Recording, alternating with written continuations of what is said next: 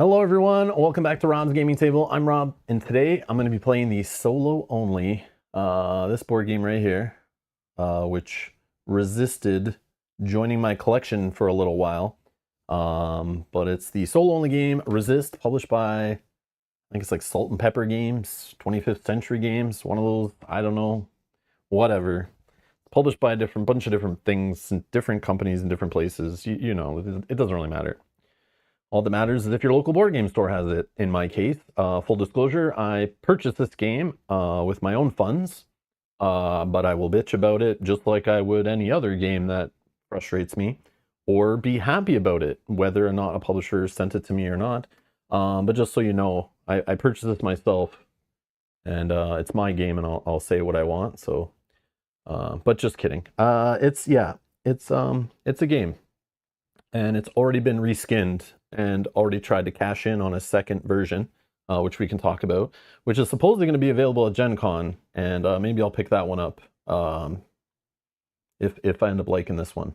But full disclosure, I played this I think 3 times now this week, and it is a pretty challenging game. It's one of those like solo games that's designed completely around a lot of RNG, and the replayability is based on that difficulty. So you replay it, learn the components very well, learn what's possible, learn the stats, and over time you get better with what, you know, a certain play style, maybe a little bit of luck on your side, you can maybe pull out a victory. But it, based on the history of it, supposedly it's supposed to be hard because of the theme. So keep that in mind. And there are some variants. Somebody told me a variant that if you're going to play this the normal default way of fully randomizing your decks of cards, you should play with one less spy, but I'm not going to do that today. But supposedly that's a way to like balance it a little better. But there's a draft variant, not a variant actually. I believe the base game should be just drafted, but of course when you're new to a game you shouldn't be drafting anything because you have no idea what the hell you're doing. So in this game they don't recommend you draft until you know what you're doing. So I don't think we're drafting today because I have no idea what I'm doing. So if you're here to look for the super optimal best strats to beat this game, this is not the video for you. If you want to see me try to figure this out and have some fun and show you what this game's all about, you came to the right place. And it's going to be the long-winded version. We're going to go through the game. I'll explain what it is. We'll do a playthrough of it. I'll give you my thoughts on it. And then, yeah, that's what we do here. And we do it live if you're new here. And you should click that like button or the dislike, whatever. Click something, please. But thank you to all 13 of you who clicked the like button already. Much appreciated. Happy Friday to everyone watching live or watching later on a Friday. Happy Friday. Hello. Oh yeah, 30 subscribers away from some arbitrary number. 20,000 subscribers. Holy jeez. We may have hit it already, and just I said something about someone's favorite game and then lost like 30 subscribers. I have no idea. I don't really pay attention to it. But for a while, this was broken. I wasn't able to put the subscribers on the screen here, so I just kind of removed it for a while. But recently, Mel figured out a way. Sent me a link that showed me a different way, which I already should have known. I should have known how to do it, but so we got it back. So now we can see it and we can laugh at it and we can watch this video, you know, 5 years from now and go, ha, remember when it was only that number? Loser. But yeah. Oh, you know how you know this is a difficult game? When it involves one win condition. Basically, yeah, one win condition. And it's basically like the resign mechanic from Arkham Horror, like LCG or one of those kind of games where you're just like, all right, I'm not going to push any further. Did I get a high enough score to win or draw, you know? But there's like one win goal, one win achievement basically, and like 3 ways to lose. So it's like one of those games. But it's pretty cool so far from what I've played. Jacko, thank you for gifting 5 memberships to the channel. Thank you so much. Crazy bastard. Yeah, so Jacko in our community, the funny story on this, I swear I saw this game like when it came out or right before it came out and was like, oh cool, another one of those solo only games. I should buy this. I like the theme on it. I'll add it to my collection at some point. But it was one of those, I think, crowdfunding games. It was one of those crowdfunding games that just like, they didn't print a ton to go to retail, or maybe retailers don't really work with this publisher or whatever. I don't know, around here in Canada. but I couldn't find this game. And then somebody told me like, oh, they're doing a new version on crowdfunding like a year later. It's called Witchcraft, and maybe you get that version instead. And I'm like, I don't know what version to get. I just want to buy a version. So I started looking at my local game stores. They have it in their listing, but it's all out of stock. And I guess this publisher didn't print a lot of it because they didn't want to gamble on it. But then demand was there. But it's like one of those ones that's like a Kickstarter game. So it's like, you know, kind of annoying that it's like a small game. It should be easy to get into retail, you'd think. But yeah, it didn't show up into retail around me until a couple months back. So I grabbed it. But there was a moment where literally I wanted this game probably for like 8 months or so. And I was at Gen Con. I believe it was like evening in the game area. And if you guys ever watch our live streams from Gen Con when we're streaming in the evening after a long day, throughout the con, each day gets worse. I get more tired. I get a little loopy. I don't know what's going on. I'm drooling as I'm like trying to pay attention to things. But Jacko from our community, he sits down, shows me his bag of games that he's purchased and says, oh, look, Rob, I got the game Resist. And I think we already talked about how I wanted to get it. I can't remember, but I just remember him showing me this game and going, look, they have copies here at Gen Con. And I went, oh yeah, duh, that's a game on my wish list back home with my friendly local game store I can't buy, and I want to get it. And I'm here at Gen Con, I should just go buy it. And he showed me it, and I was like, yeah, I'll go grab that. Thanks for telling me. And then I like brain farted instantly, goldfish memory, totally forgot. And then I got home and was like, oh, looking at my haul and was like, oops, forgot something. And yeah, it was like basically like 10 months later, I finally was able to get it locally. So here we are. So that's why I'm late to the party. This game's been out for a couple of years now. It's a 2022 release. But again, before you jump on this game, there is another one. They literally reskinned it. And I don't know much about this one. But it's literally like a reskin. I'm assuming like if they can pump it out a year later, just slap on some new art, tweak a couple rules. But it literally says it's re-implemented on BGG. This one's supposedly going to be at the cons this summer, maybe in retail later this year. It had a crowdfunding campaign, so, you know, yeah. So if you're looking at these games, you'll see the one I'm playing today, but it might not be the one for you. Maybe Witchcraft is, and maybe I can grab a copy later and try that one so I can compare them. Maybe I don't care. We'll see how much I like this one, whether I need another version that has different art on it, you know. Maybe this one's the better one. Maybe this one's the better one. I don't know. I don't have it, so deal with it. Don't tell me I should have it. We'll see how this one goes, okay? All right. This is the one I got. This is the one I'm playing. Deal with it. All right. Yeah. Thank you again, Jacko, for the 5 gifted memberships. Thank you so much. Thank you. Bernardo, greetings. Hello. Welcome. Long time no see. Yes. Hope you're doing well. Oh yeah, the drooling, yes. Could have been from licking too many minis. Yeah, not just exhaustion. Or lack of food and water and my body screaming out in pain from constantly walking everywhere around Indianapolis. Oh yeah, this is it.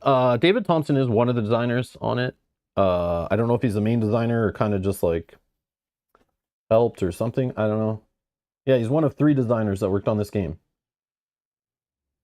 Kind of weird it took 3 designers to put this little card game together, but hey, you know, whatever, man.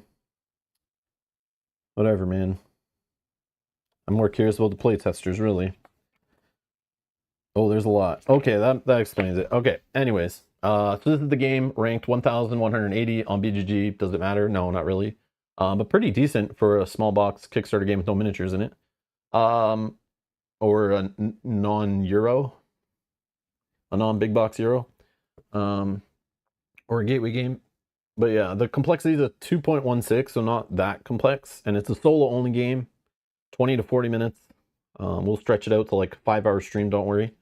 Don't worry, we got you. But anyways, that's it.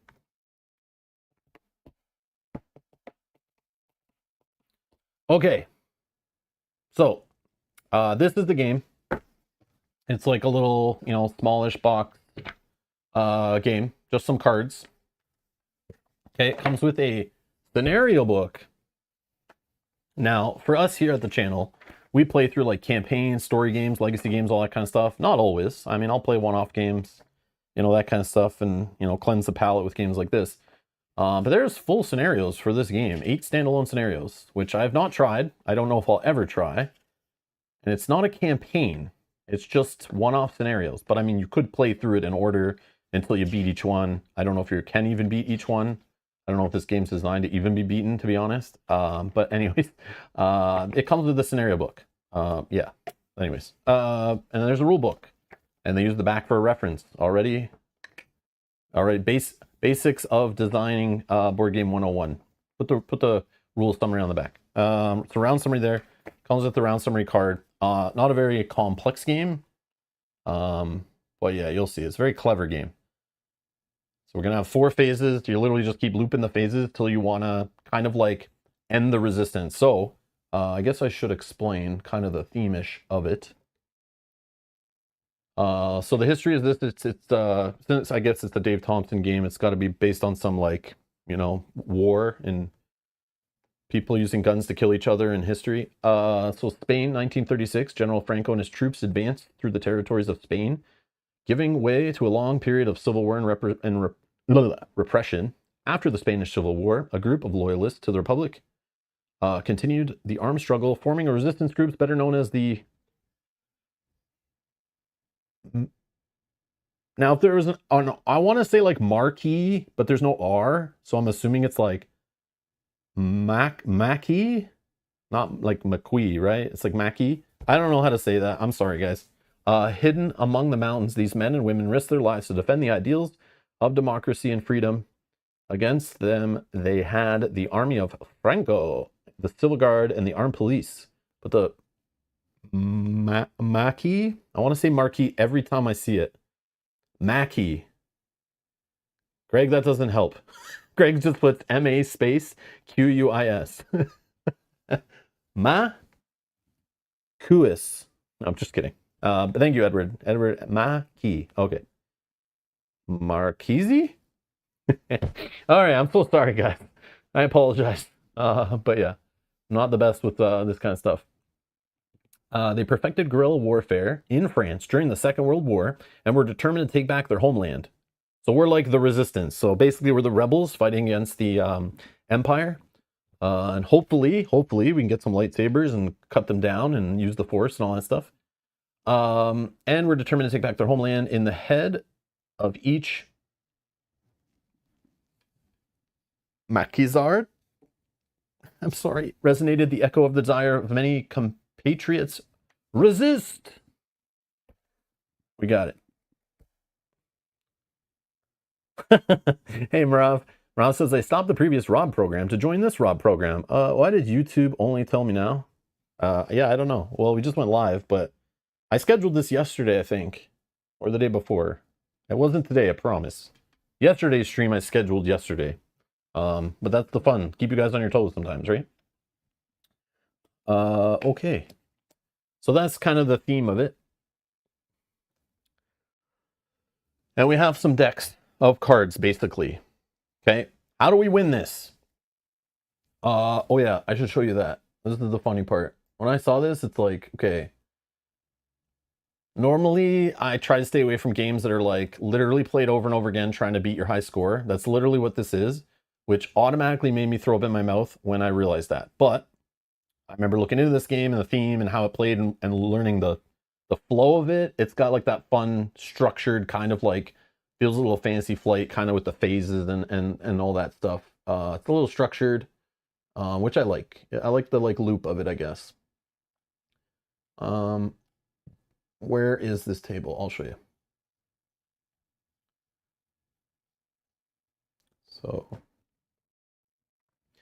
So basically, the game ends in one of two ways. If you win, you add up all the points from the missions you defeat.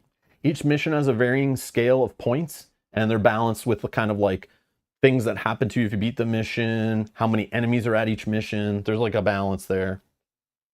Some missions will get like 1 point if you beat them. Some you can get like 4 points. But obviously those ones are harder. Maybe they have an ability that hurts you, and maybe like a 1.1 has an ability that helps you, stuff like that. So supposedly you can defeat all 10 missions, you know. Yeah. lots of luck, but obviously if you play the game a lot, you kind of learn all the different cards and the combos and the likelihood of seeing this enemy and that enemy, because there's lots of unknown information, and you have to make like priority decisions on like what to defeat, when to fail a mission, what enemies to kill over other enemies. Sometimes you get a little locked out on enemies based on kind of randomness. There's also civilians dying, which is a random deck also, that could make you lose faster in some games and not in others. It's very weird. So some things have to line up. So it's a mix of like, you know, you getting good at making some educated guesses in the game, and a ton of like luck. Maybe there's not that much, but it's like there's a lot. Like there's a lot of luck that has to like fall for you probably to defeat all 10 missions. I would assume, based on my few plays and based on what I read online when I was like, am I playing this right? I look up some rules, and of course there's people like, yeah, you have to balance the game, do this, the game's super difficult, it's meant to be that way because of the theme. So I can't like be pissed at it for that, but just so you know, like earning 15 points for a minor victory, I've done it once out of the 3 times I played. And again, I got like lucky, like I let things fall that I shouldn't have probably, and just got lucky that I didn't fail, you know, flipping a civilian card or whatever. I'll show you that. But most of the time, you'll probably get between 1 and 14 and draw, and you decide whether to push your luck. At kind of at the end of every round, you decide whether you want to go again for another round, try to attempt another mission. But once you start that mission, you can't stop. And if you fail 2 missions, you insta lose. If 5 civilians die, you instant lose. So it's like you kind of have to look at how many missions you failed, how many civilians are dead, how your cards are kind of, how your deck is going, because you'll lose cards from your deck. You'll get crappy spy cards in your deck that just hurt you. And also, if you ever draw a hand of 5 spies, which are literally all dead cards, you also instant lose. So you have to kind of decide, like, do I have a lot of spies in my deck? And if I draw my hand for the next round at the start, do I kind of fail automatically? Could I? And you have to just decide whether to end the game and end the resistance and total up your score. But I usually kind of play it like I go 15 or bust. I never draw. I don't care to draw. But you can just chicken out and say like, okay, I'm ending the resistance at this point. I think if I go for another round, I'll probably lose by one of the 3 lose conditions. And you end it and just take a draw. Okay? But it's like one of those games where you like play it, it's like, okay, cute. Like once you get a higher than a draw, you kind of want to beat your score. So you're going to keep pushing, right? And it's like, it's a solo game. So it's like, who cares if you lose, right? Shuffle it up, try again. But yeah, if you're trying to beat your score, you're going to like keep pushing and keep pushing. But the RNG and the luck that I'm talking about can be reduced because they recommend once you know what you're doing, start drafting your deck. And then you can start building combos. You know what's in your deck. You know lining cards up together. So instead of me just giving you like a randomized deck every time to play from, you could build your deck. It's still like a draft. So you can kind of get screwed and see your like 2 favorite cards come up and you have to discard one and take one, you know? And you can add cards to your deck throughout the game, but they're usually random. So they might not work with what you're trying to do. So like I said, there's lots of RNG, you know, some luck that has to be on your side. But yeah, so this is what you're kind of trying to achieve.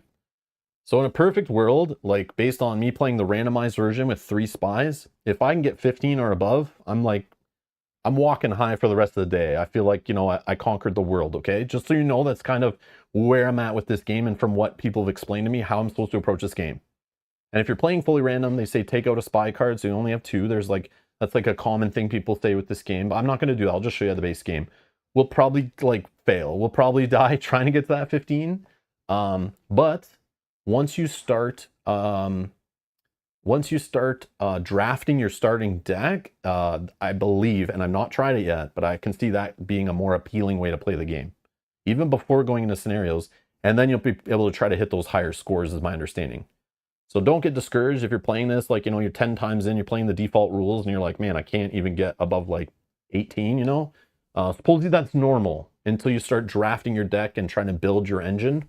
And that's, they say they strongly recommend that in the rules to play that way. So that'll all make more sense when I explain what's going on here. So here's the missions. These are missions divided into eras, and they're random every time. So to add some replayability, you have era 1 missions. These are 4 mission options that start in play. Every time you play the game, you shuffle these up and you get rid of 4 from the game completely. So we're going to have these 4 tier 1 missions that are going to be in play. The rest are going to the box. Okay? Out of the game, never to be seen. Until the next time. Then you have Era 2 missions, which, you know, might be harder, maybe worth more victory points, have some weird abilities and things. I'll actually show you a mission. That's probably a good thing to do, right? So, this is a mission card. It's got some cool art, and the graphic design in this game is very nice. So this is called Destroy the Supply Convoy. This is a mission. It's Era 2, so it'll be like, you play tier 1 missions, Era 1 missions, and then you make a deck of missions, which there'll be 3 Era 2s randomly on top of 3 Era 3s. And if you can work your way through the 4 missions in play, every time you complete a mission, you'll add a new one into play. If you fail a mission, it gets put face down and actually blocks one of the 4 optional spots. So you'll have less missions to choose from, and you get kind of backed up a little bit. So you'll have 4 missions in play to start, a deck of 6 with 3 2s and then 3 3s. All randomized in play. I don't know what this symbol is. Maybe it's related to scenarios or something. But this number 5 in this card symbol here tells you how many randomized enemies will be at the mission. And enemies, there are a few different kinds of enemies. For example, this one's there. He has kind of like 1 health. Think of it that way. You build up attack points and you attack. If you see that shield symbol there, it's also on the mission. So if I get enough attack points, I could use 7 to defeat the mission. But if there's some enemies there I want to defeat, and usually can't defeat everything. You can't always complete the mission and defeat all the enemies there. And even some enemies will block you from attacking the mission. You have to take them out first. There's also enemies that buff other enemies. There's enemies that try to kill civilians. The counter guerrillas. Draw a card from the civilian deck, place it face up in the graveyard. So there's a civilian deck right here with the hat on it. And you draw random from here. And you could get 2 civilians. 1 civilian. Say, I'm now 3 out of 5 before I fail. If I ever have 5 or more in the graveyard, instant loss. Okay? So you got to watch out for cards. And there are some missions, I think, too, that make you flip a card off the civilian deck. Basically, kill a civilian. So we have this little deck. There is one in here. I've never seen it in play, but it's in the deck. A 0 civilian card. When you draw this card, immediately shuffle it back in the civilian deck. Do not draw another card to replace it. So that's like, you get super lucky if you see that. Because, yeah, there's 1 3 and then 3 1s, 3 2s. Okay, so those are odds. Sometimes you have to like decide whether we leave this counter gorilla alive. And if we don't kill him for his 4 health, and he survives till the end of the phase, he will do this effect and kill a civilian. But if we kill him before that, we won't have to worry. But we might be in a situation where spending 4 to kill him means we don't have the 7 we need to complete the mission, and we fail the mission and put it face down. And we won't get the 2 victory points, okay? And there's defeat effects in the game. You'll see this on enemies or missions. If you defeat this or defeat the enemy, you'll do whatever the ability is underneath it. So in this case, you'll discard 1 enemy, face up or face down, from each other mission. So that's amazing. That's a great ability. That'll reduce some of the enemies we have to fight. Could break up some of the enemy combos that can happen. Sometimes you get a little locked on the enemies. You know what this game reminds me of very much? Is a similar like feel of the solo-only game 20 Strong. Some of that kind of like design, right? With like the RNG from the decks, and you gotta like prioritize what to deal with, and you need a little luck on your side. Same kind of vibe, it feels like, mechanically. But obviously very different theme and components and, you know, mechanics and stuff. But yeah, I get that kind of like same feel. That kind of solo game. Which, stay tuned. We'll be playing some 20 Strong soon on the channel. I received some package the other day. Stay tuned. Yeah, okay.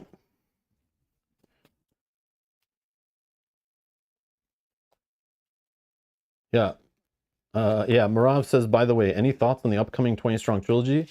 Not until I play with some of it.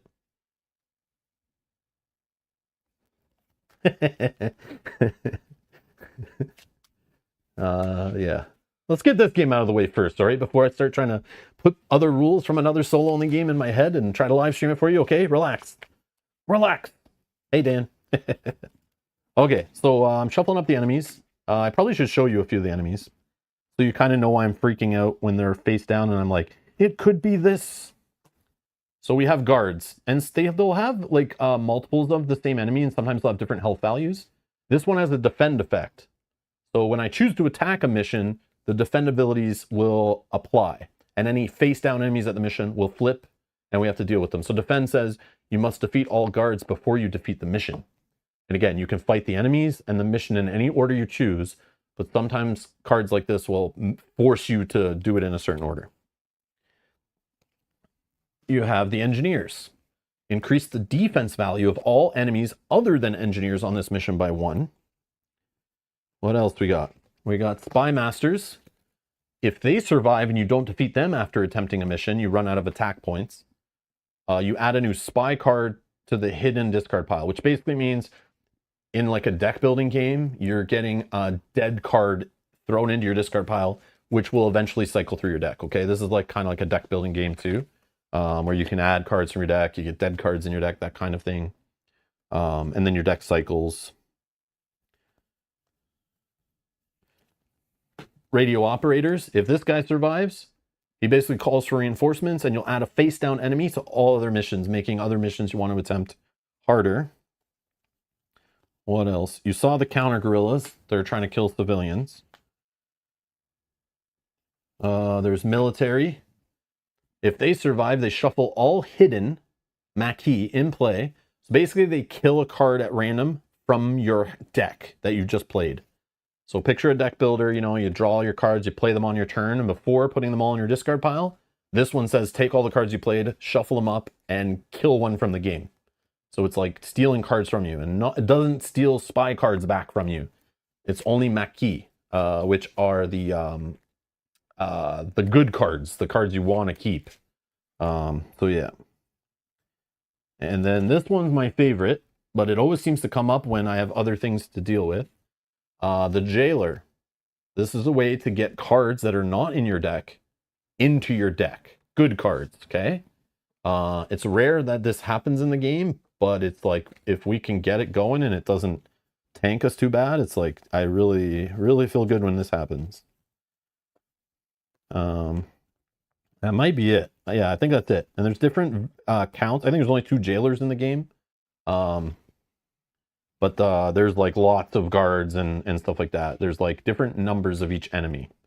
So you can start like checking the discard pile and counting. Like, I'm assuming we get really good at this game. You start like counting like, okay, what are the odds we're going to get a counter guerrilla at this mission face down? If we check the discard pile, we defeated, you know, 8 out of 10 of them or whatever they are. Yeah, we can kind of like, you can probably start like playing the deduction game at that point. So there is a higher skill ceiling to this game than I'm going to show you today for sure. Definitely. I don't mind admitting it. Okay. So that's our enemies. I don't know, we'll throw that up there. The civilians, again, if we have 5 or more dead at the end of a round or whatever, when it happens, I think instantly you lose. Let's throw that up here somewhere. Okay, I don't know how we're gonna organize this, but all right, here's the cards you play with in the game. I should have probably started with these maybe, but I figured it would make more sense. So these are the cards you play with. They have this back. These are the Maquis. And then here's spy cards, which literally are just blank cards or dead cards with the same back. They go into your deck. Okay. And there's 6 of them in the game. You start with 3 shuffled in. We're just playing the default rules. Okay. Just anyone who's just joined, who knows the game. We're not playing the drafting variants, and we're not playing a scenario. Okay. We're just playing like the default. Play this way a bunch of times so you get used to the game, just to kind of show you guys what it's about. So I'm going to keep 3 spies. The other I'm going to set aside that may get pulled into the game. Probably will get pulled into the game. But just to simplify. So here is a Maquis card. Has 2 sides, okay? Very cool how these work. So there's multi-use cards, quote unquote. There's decision points to be made every time you go to play a card. And if we look at the phases, this will make more sense here. So at the start of a round, you kind of do the play-in phase. And you play as many Maquis as you want. When you're done playing them, you choose a mission. At the mission, all enemies will flip over. And this will all make sense when you actually see the game played. So I might not be explaining it the best, but when we start playing it, it'll all come together, you'll see. But the idea is, when you start attacking, the enemy's defend effects will trigger, which we already saw. You can then play more cards from your hand. In fact, you have to play all the cards from your hand, except for spies. They stay in your hand, they do nothing, okay? And then you start defeating targets. And by targets, it means enemies or missions, okay? You spend all your attack points you built up, and I'll show you what that is. And then after, you do the aftermath phase, which is check to see if you have 5 or more dead civilians, check to see if you failed the mission or completed it. And if you completed it, you get the victory points. You replace the mission. If you failed it, flip it over. It locks one of your 4 positions. And if you fail 2, you instantly lose. Then you have to choose. Do I stop now and take the score I have, or do I try to push my luck? Okay. And then if you continue to play, you'll recover, where you take all the Maquis you played. And there's 2 places they can be played. There's the hidden side, where you get to kind of keep the cards. They go in your discard pile eventually to make it through your deck back in your hand. Or the ones that you've used for their more powerful side, the revealed side, they get basically like lost to a revealed pile. So you kind of have like 2 decks. It's interesting. And then you draw a new hand of 5 cards. If somehow you've drawn up to 5 spies because your deck is so diluted with spies and you've lost so many Maquis, you will lose the game instantly there. So you have to like even think of that before you decide to keep going, because you might lose on that. And I have lost on that before because I pushed my luck a little too far. I thought I wouldn't draw into that many, but it's happened. So I got to work on my shuffling. But anyways, so if you notice, phase 1 and phase 2 are plan and attack. And in both, you can play Maquis, okay? So that'll make more sense here. This Maquis named, I don't know, I'm not even going to try, has a hidden and a revealed side, okay? If I play it hidden, I will get only 1 attack point when I add up attack points when I'm attacking the base and or enemies later. But if I play it in the plan phase, I can optionally trigger the plan ability on the hidden side if I play it hidden. But if this guy decides to reveal that he's part of the resistance, and I play him in the plan phase, I could do this plan ability, which is optional. I don't have to do this. But if I play him in the attack phase, I can also do the abilities. This guy's kind of probably a bad example because he's super flexible. But if I play him revealed, I'll get 3 points. Again, if I play it revealed though, at the end of the round, I lose this guy. He doesn't go back in my discard to cycle through my deck again. If I play him hidden, he probably will, unless some enemy makes me kill one of my hidden guys. Okay, that's what that meant on that one card that said, shuffle up your hidden Maquis and basically destroy one. Okay, but let's look at some other ones. We got this one here. When it's hidden, just 2 attack. Doesn't have an ability. That's pretty good. When it's revealed, means like a one-time effect. If I play this in the plan phase, which I can, and I play it revealed, it doesn't have an ability. But if I wait and play it in the attack phase, I could draw 2 cards from the hidden deck to add more cards to my hand to allow me to play more stuff in the attack phase. So there's like definitely, this is a game where if you learn the sequences of play and sequence your cards properly, you can create some pretty powerful effects. But of course, like, some of it's gambling on drawing into certain things. But there are cards like this one that you could tutor your deck and change what's on the top. So that way, if I play this guy in the plan phase, I could manipulate the top of my hidden deck to maybe put those spies in the bottom, and then play another card after this to draw a top off my hidden card to then get the card I need. So this is where the like building a deck together of drafting your Maquis in the like more advanced version of the game. You could build some combos with cards. I can see it already. Like as I played, I'm like, damn, I wish I had in this game this card and this card together. But again, we're going to play the totally randomized version, so we might not even see this guy in our game, for example, you know?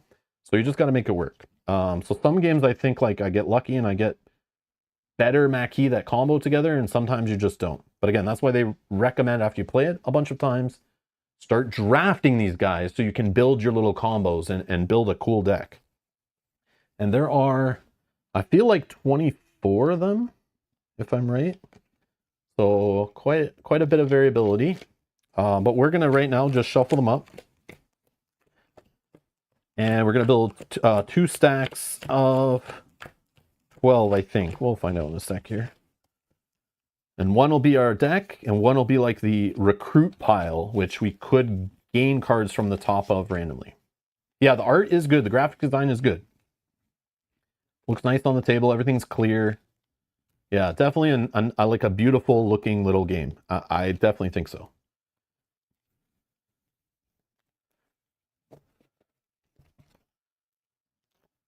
All is fresh says, love this small box game. One of the few I can play on my coffee table. Man, you have a pretty big coffee table. No, I'm just kidding. This does take up quite a bit of space because it has these big like tarot size cards. So it is like kind of a little bit of a table hog with all the different decks and discard piles. You'll see as I spread out here. As you notice, I'm kind of zoomed out on like a solo only card game. I kind of have to zoom out quite a bit for this one. But yeah, it'll definitely fit on a coffee table. I'm just joking, but yeah.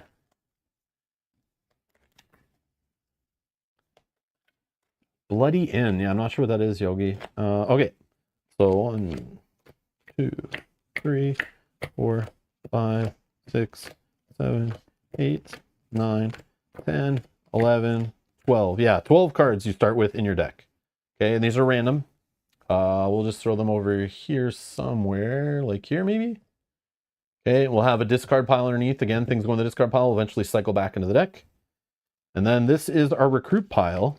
Okay, so we could get some cards from here to add to our hand or discard pile to then maybe get in our deck. So as you see, every time you play, it's like different, right? Even if you play the draft variant, you might not get access to the cards you wanted. And then we're going to take 3 of the spy cards and we're actually going to shuffle these into here, which I think we do before we draw our hand. At least that's the way I always play it. Hopefully I've been doing that right, because that could make it easier or harder if you if you don't. But someone yell at me if that's wrong. I'll just give these a shuffle.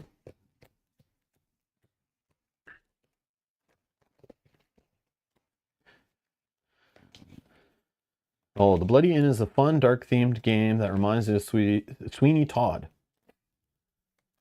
You only could bury the spies. Oh, you can remove spies from the game. There are abilities that help you do that.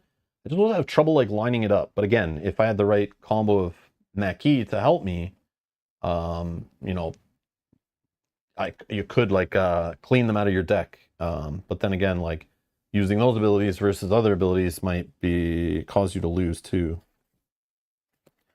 Okay, let's build our mission deck. These are all Era 3. Yep.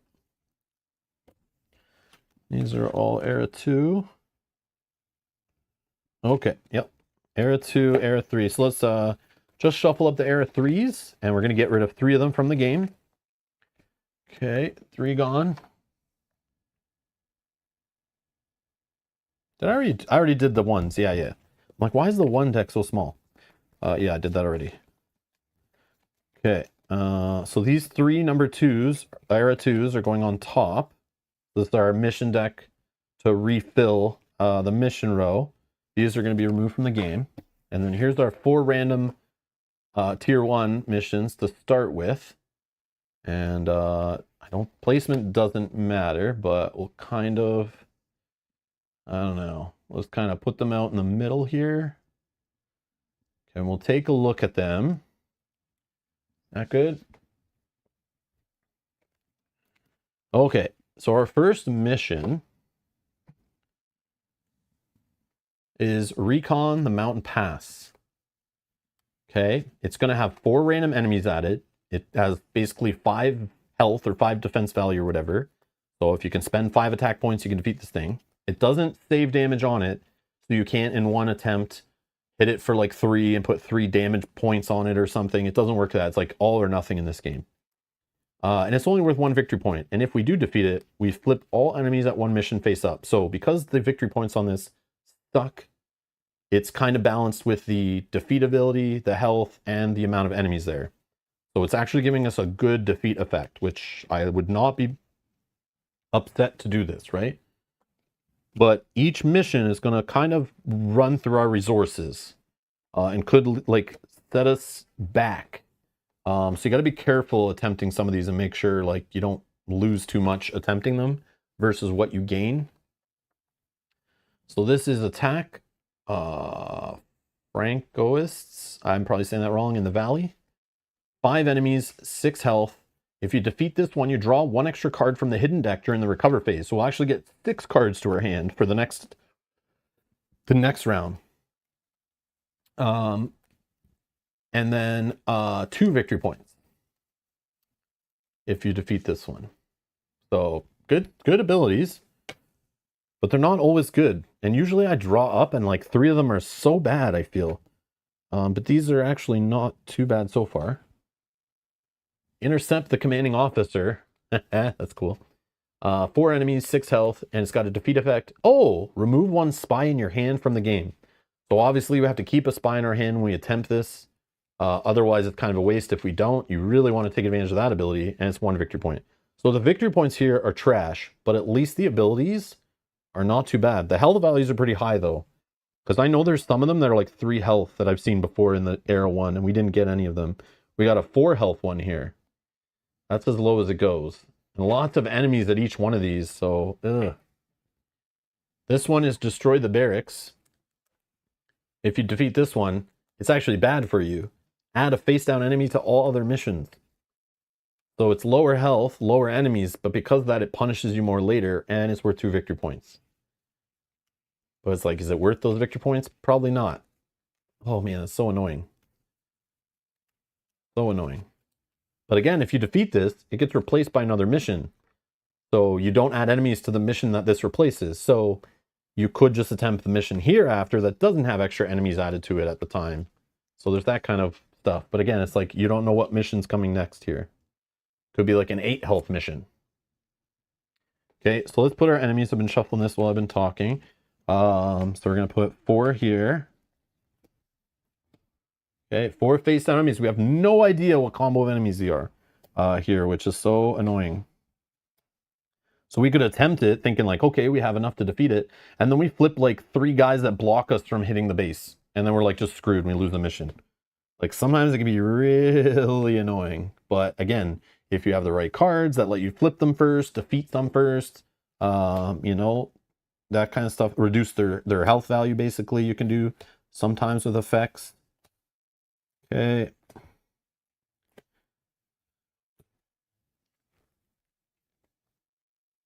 Look good. This game could definitely use a playmat with like spots on it, right? Like with zones would be very classy for it, I think. But I don't know if that exists. Maybe that exists. I don't even know. I don't know if I'd spend the money on that, but it like just with all the different places for everything, it like definitely could use it, and I would feel better with my life. I'd feel better with my choices I made in life if I had that, but it's okay. I probably won't play it enough that I would need a mat, but in general, I think it could use one. Maybe Etsy has something.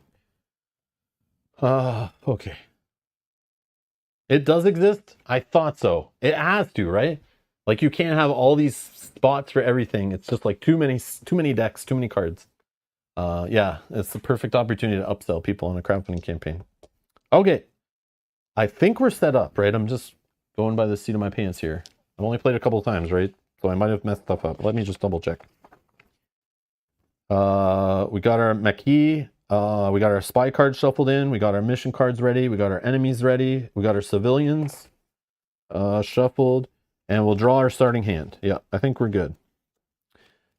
And I mean, there is even a recommended like setup here. I don't know if I did it the same.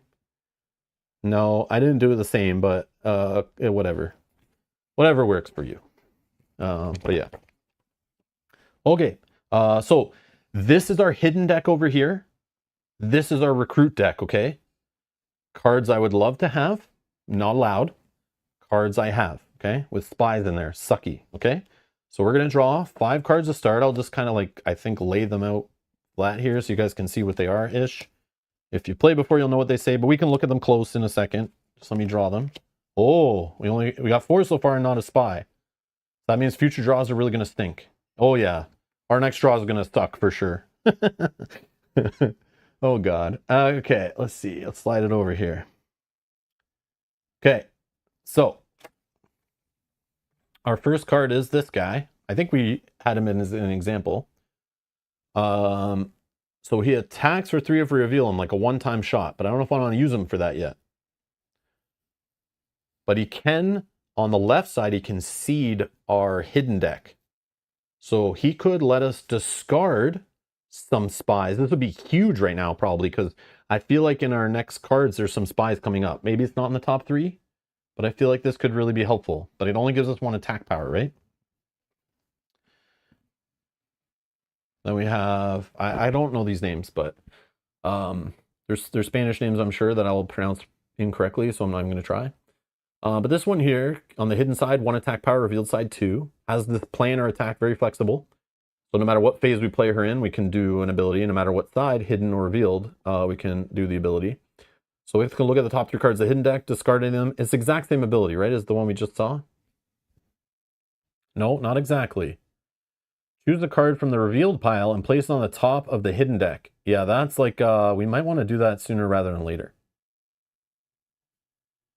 And this one says, discard a Maquis card from your hand, then draw 2 cards from the hidden deck.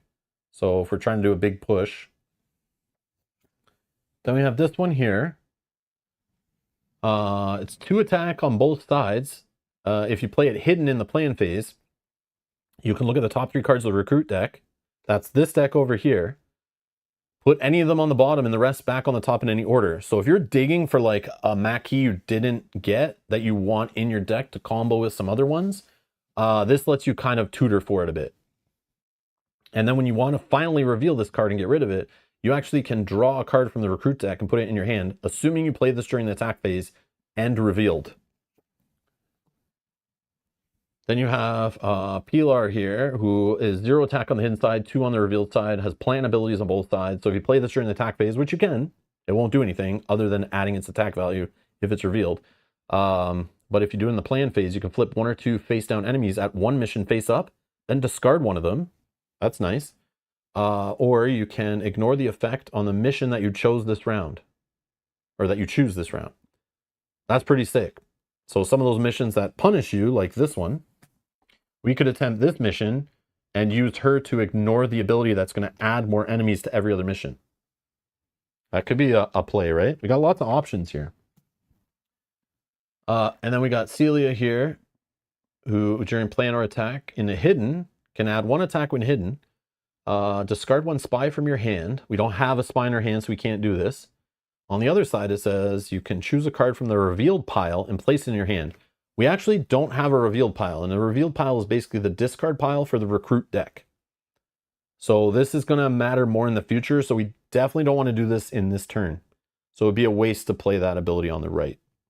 Okay, so now what I do is I look at these, and I start thinking like, what likely is my attack power even going to be? So this guy could be like a 3 or a 1. So let's say 3, 4, 5, 6, 7, 8, 9. 9, we could go balls out crazy and do 9. But again, all these cards, if we play them on the right side here, they're revealed.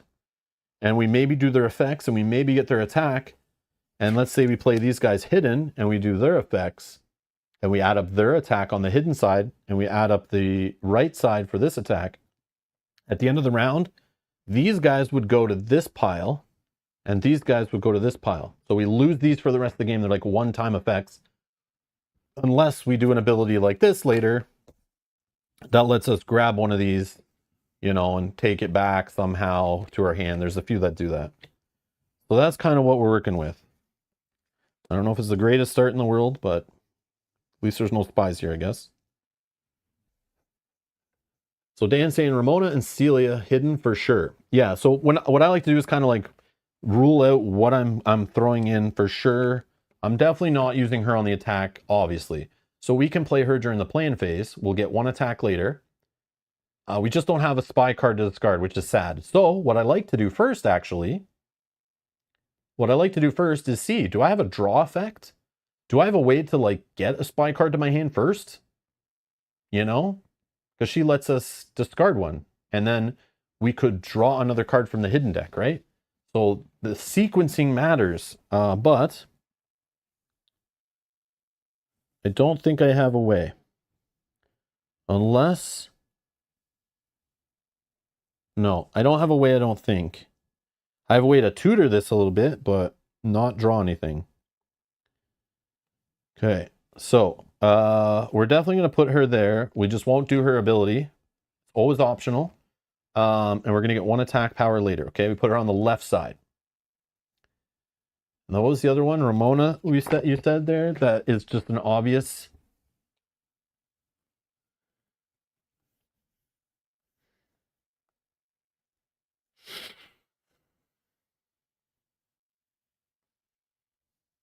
Yeah.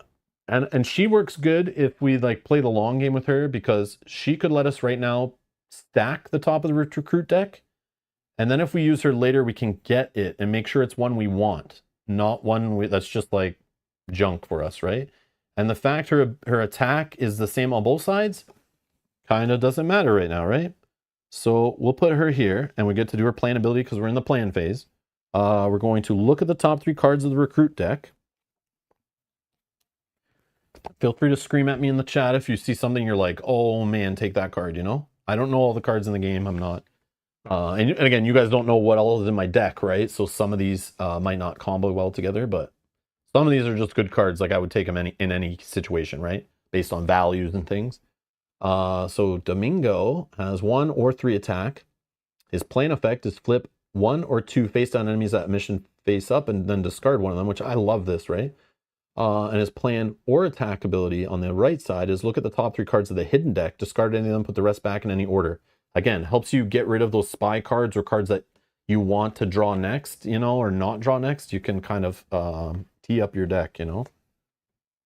I don't think I've ever seen this guy before. Oh, he attacks for 4. But because of that, he doesn't have an ability on the attack side.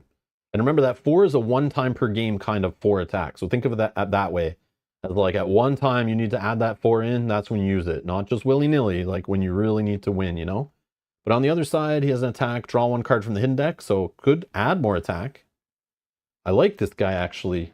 I like him. He's just straightforward, seems good. I don't know. And then we have Antonio. I think I was looking at this guy before. I don't think he's in our deck or anything. I think they're all unique, right? There's no duplicates other than like, it'll have the same name and like different art and might have a similar ability, but I don't think they're straight up duplicates. This guy's a 1 or a 2. Discard 1 spy from your hand to the hidden discard pile. So you don't get rid of the spy, but it allows you to like kind of filter through it.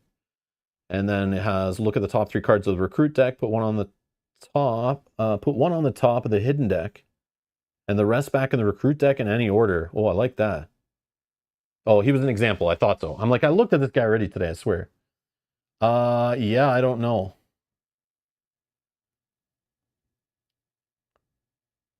Antonio or Nicholas? Yeah, I think so too. Yeah, let's get Domingo out of here. What can we do with these again? Put any of them on the bottom and the rest back on the top in any order. So if we like these 2, let's put this guy on the bottom then. And I'm going to say Nicholas on the top. You know what? Maybe I put this guy on the top because he can help get us one. And then if we have one on the top we like, or at least we can compare, this will let us get this one too, right? That's my theory. Let's go with that. Okay. And then now we have these 3 cards. Do we want to save them for the attack phase? I mean, we don't even know what, and what mission are we even doing? You know, like what are we doing here? Are we destroying the barracks? If we can ignore this ability of adding enemies, I would do this. I want to get like, removing a spy in our hand is not going to happen. Draw an extra card from the hidden deck for the next round would be pretty good. And flip all enemies at 1 mission face up would be good. Like maybe we try for this one. It's only 5 health for enemies. We have 3 attack powers so far. 3 attack powers so far. But again, some of these guys can be like 4 damage, you know? Let's see. But we don't have like a lot of attack. We could just go here and ignore this ability. Would be pretty cool, right?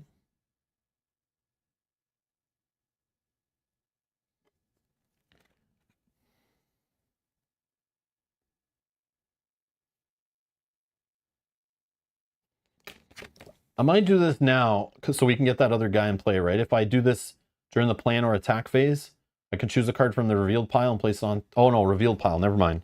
I was thinking revealed deck, or recruit deck. Never mind.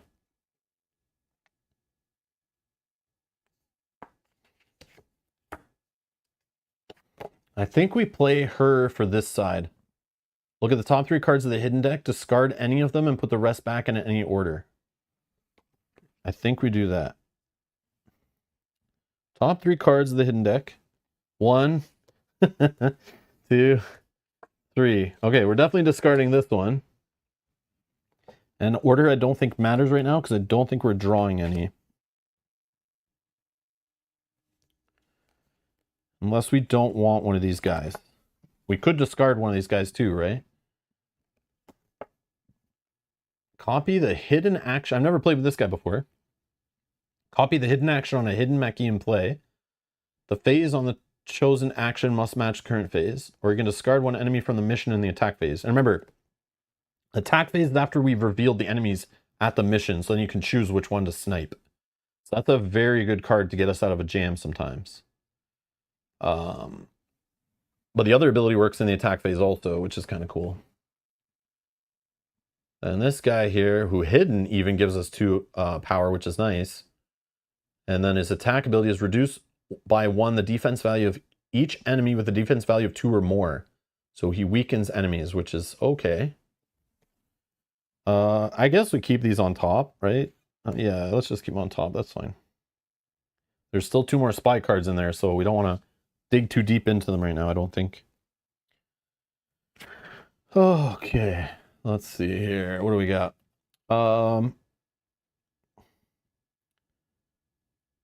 So right now we have 1, 2, 3, 4. So we could defeat this mission assuming there's no problems here. But I would think we would ignore this effect if we're going to do that.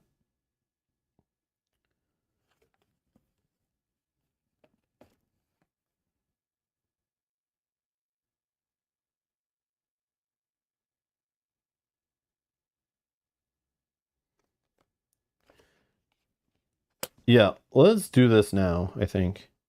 We're going to go after this one, I think. And we'll play this during the plan phase. And we're going to play her revealed.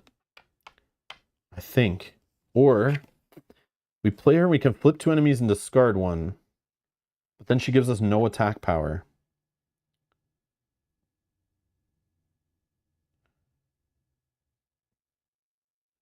No, let's do it. Let's do it.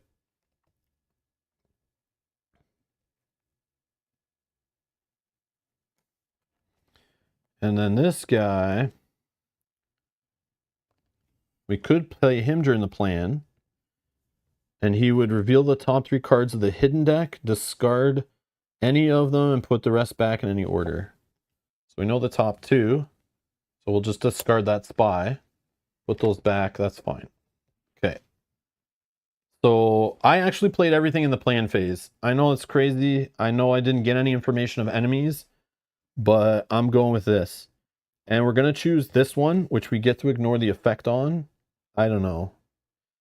So I'm ending the plan phase. I choose my mission. We'll flip all our enemies face up here and find out how bad it is. Only 3, so it shouldn't be that bad.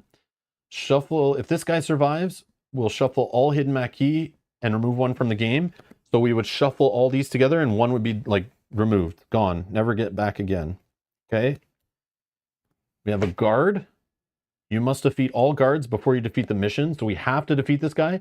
So it kind of like he adds an extra health to the mission. So we need 5 attack points at least, which I think we have. We have 2, 3, 4, 5, 6, 7. Unfortunately, though, we have an engineer. And this guy will increase the health or defense value of all enemies other than him by 1. So he actually makes this guard a 2, which is annoying. So we're definitely going to lose somebody here because I can't defeat this guy for 3 or kill this guy for 2. So like I need the 4 here. What did I say? 2, 3, 4, 5, 6, 7. So I could go 2 here, 1 here, and 4 here, but then I still lose a guy.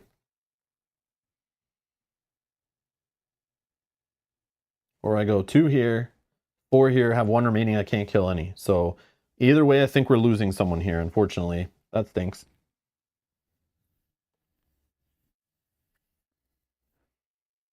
Yeah, so we'll do 2. We can do it in any order. An order does matter. So we'll defeat the engineer. So now his ability instantly turns off. So these guys are back to their normal defense values. Then we'll spend 1 on the guard. So that's 3 points we spent. We have 4 remaining. We'll defeat the mission, and we ignore this defeat effect because of this ability. So this will go to like a victory pile. I'll just throw them in a pile here, and we can track our victory points. I'll just use some dice not included in the game to track our current victory points. So we're at 2. Okay. Unfortunately, I have no points left, so this guy survives, and that means we do his survivability. We'll shuffle all hidden Maquis and remove 1 from the game. Unfortunately. Damn, son. Okay. So I'll just do 1, 2, 3, 4. 4. So Joanna, I'm so sorry. I would have loved to use her to grab a reveal card from the pile like her and get her back, but the game says no. The game says no. Okay, so these ones will be discarded. This one goes to the revealed discard pile over here, the recruit deck discard pile. We don't have 5 or more civilians in the discard pile. We don't have 2 or more missions failed, so like we're still good.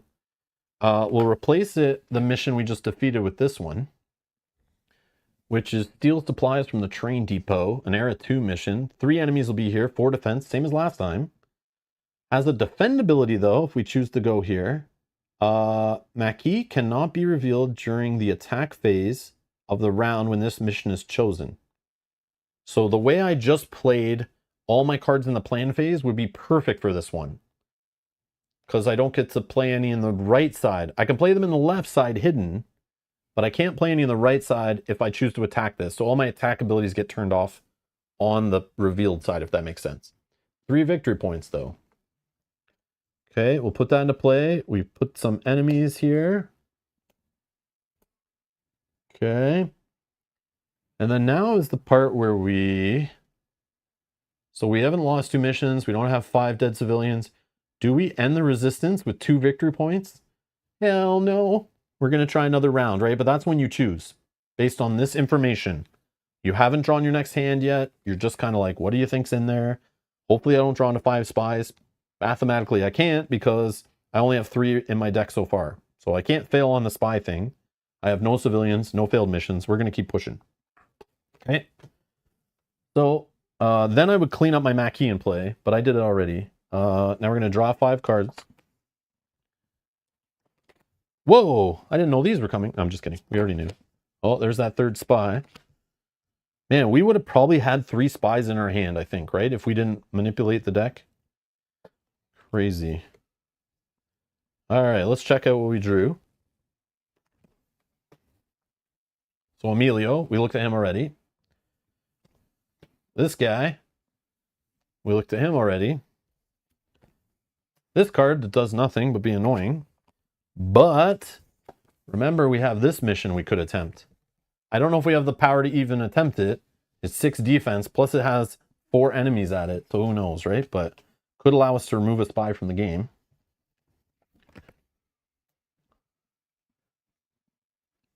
A 1 and a 1. Eh. Oh, see, this one's in the attack phase, right? So I could play this one in the attack phase for this mission, right? I just would play it hidden. Gives you +1 attack value for each revealed Maquis in play. Or you can discard all counter guerrillas from the mission. Those are the guys that actually kill civilians. So she's like a one-time save your ass from drawing tons of death.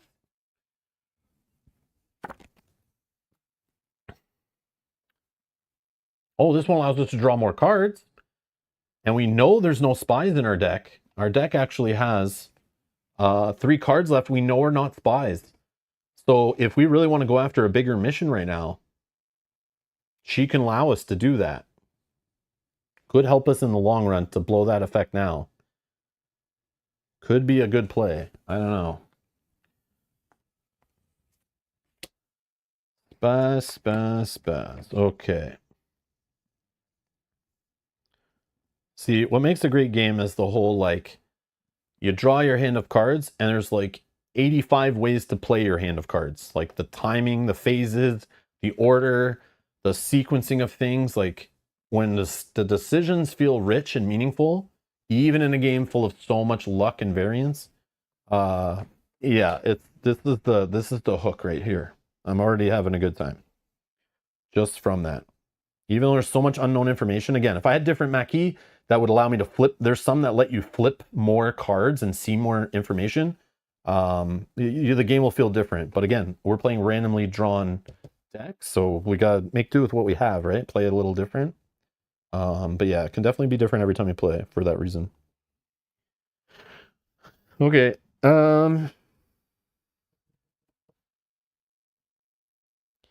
So let's just talk it out here. She could be played here in the attack phase. I kind of want to get the spy out of the game.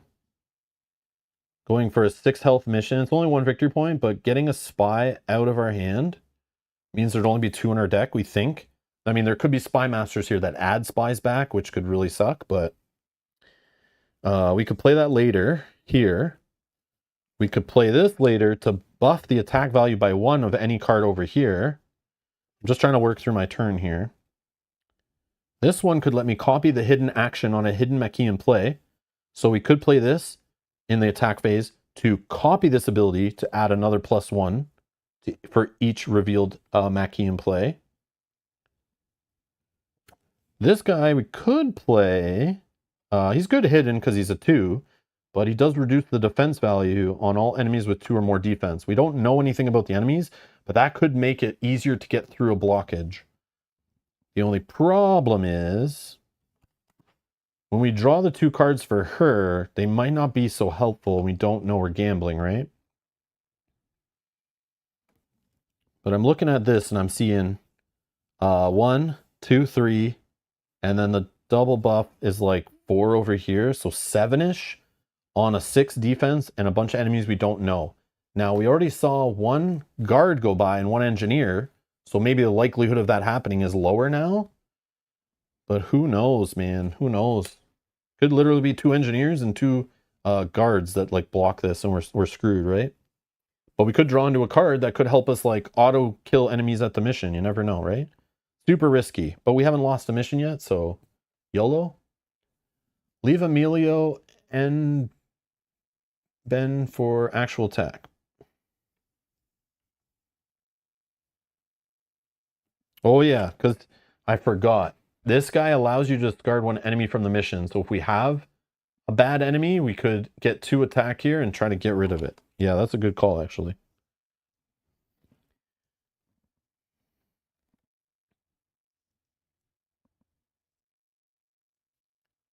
Yeah, so I was just working out my whole turn, like even attack in my mind. I like just doing that before I actually commit, just so we're clear. But for example, I can still play this guy in the attack phase and choose to play him hidden. He doesn't even have an ability, right? So it doesn't matter. So you can save guys in your hand and decide. But again, some missions will like stop you from being able to take advantage of that. But yeah, so I don't need to play these guys right now. I obviously don't play this right now. And I don't play this right now. I literally don't play anything right now because they all have attack abilities. But I was just working out like what my numbers could look like. So let's not play anything. Right? And we'll go after this mission. YOLO. So we chose it. Let's flip it and find out what we have here. Oh, I see an engineer already. Oh, no. 2 guards and a freaking engineer. So we have a counter gorilla. This guy will want to kill some civilians. At this point, sure, go ahead. Because this engineer buffs up all their health. And then we have a guard for 2, not the 1. The last guard had a 1 health, right?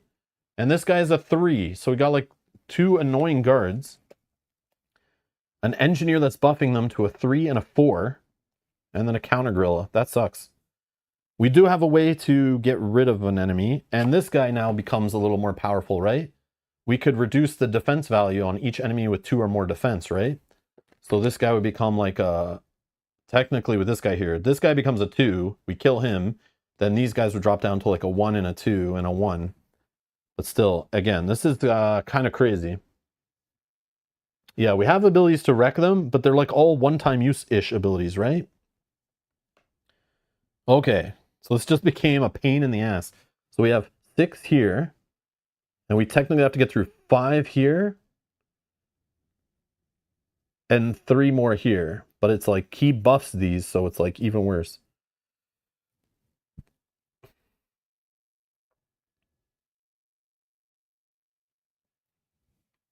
I could, like, I don't want to blow all my cards, but I think we start with drawing 2 more cards, right? From the hidden deck. Right? Start with Sagara. Yeah, her, right? I don't know how to say it. So we're going to draw this one. As an attack ability, discard 1 enemy from the mission and gain the attack value equal to its defense. But again, it's a one-time use if we do that. Or we could just get 2 playing your hidden, which is not bad at all, right? And Adolfo. Oh, now we find a card that lets us flip enemies face up. Jeez. But we can't do his plan ability now. We're now in the attack phase. So we're not going to get that ability right now. But if we play him hidden, we'll get to discard an enemy from the mission, which we probably do that, right? Because we don't need his ability on the right. And his 3 attack, we can kind of gain that by defeating an enemy. Gets us kind of the same attack value, right? So I think we can just slap him here, right? Discard 1 enemy from the mission. So let's just get rid of the engineer. Hold on, I probably should really work this out, right? Because we could just get rid of this guard, which right now is a 4 because of him. Then we just need 3 attack, so we need 9 total to get rid of these 2, and we're kind of okay. But if we get rid of him, then we need 5, 11. We need 11 total, so I don't know.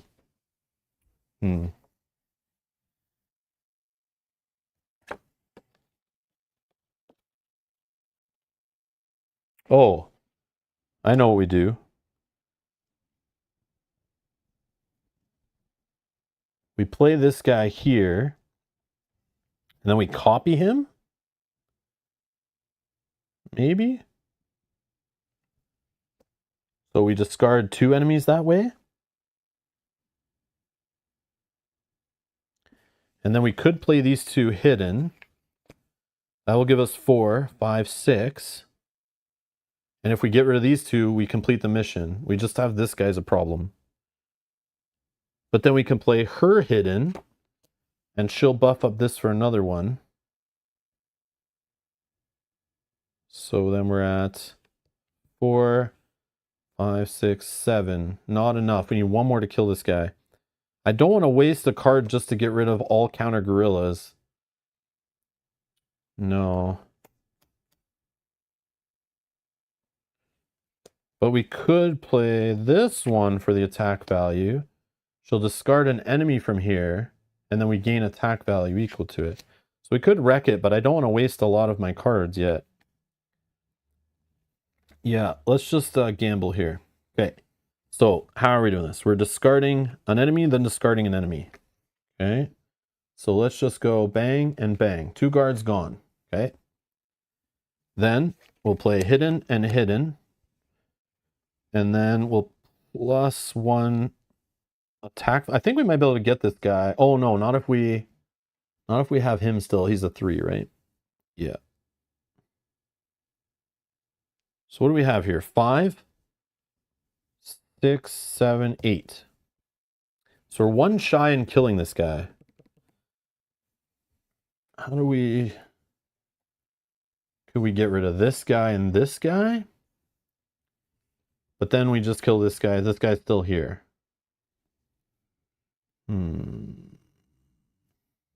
Yeah.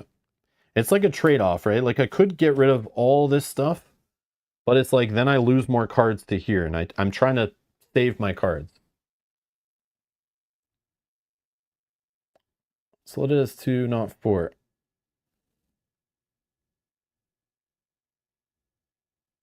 What? Oh, I keep adding the point to the revealed. Like how I work this out in my head, I don't count it added to her even though it is. I always count the +1 for each revealed. So I get +1 from this. Like I just add it as I'm counting the revealed. Sorry if that wasn't clear. But yeah. Okay, so anyways, we'll discard these two. I guess it doesn't matter yet. And then, oh no, sorry, this one. Wrong ones. Okay, and then we'll defeat the mission. And when I defeat it, I can remove 1 spy in your hand from the game. That will go there, give us a 3rd victory point. This guy's survivability will discard a civilian from the deck. It's a 1, so we have 1 civilian dead. Moment of silence. Rest in peace. Okay, these guys are gone. We replace retreat to the caves. 4 enemies, 6 defense. Defeat, add a new spy card to the hidden discard pile, so we get a spy card back. But this is worth 4 victory points to do that. So we kind of want this one, I think, right? At some point. But just later in the game, the better, I guess. If you ever run out of the enemies, you just shuffle them up, and so some of those ones we defeated, we would get back, right? So, okay. We're going to continue, because we're, like, got nothing going on here. Discard pile. Revealed pile. 1 card. So we got to shuffle our deck now.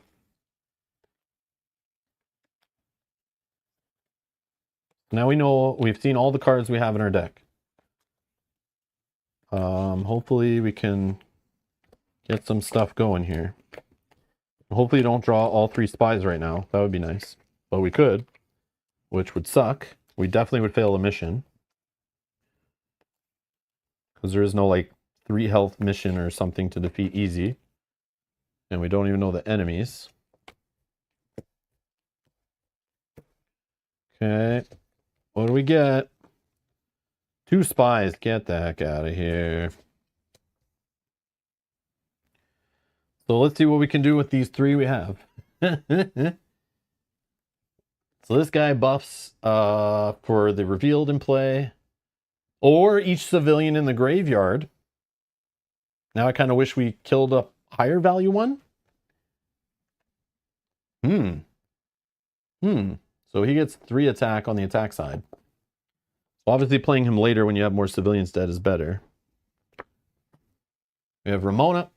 It's 2 and 2. Look at the top 3 cards of recruit deck. Oh, we probably play her for the right side now. So we could gain another recruit card to our hand. So we can play it right away. I don't remember which. It was the guy that attacks, right? We already saw. Oh, no, it's this guy that pulls one, right? Yeah, okay. We already looked at it. We know what it is. Okay. Interesting. This guy hits for 3 if we want. If we discard another card, we get to draw 2 replacements, but we could draw into another spy. So that might suck. But he could let us filter our deck to get rid of that 3rd spy, maybe. For now.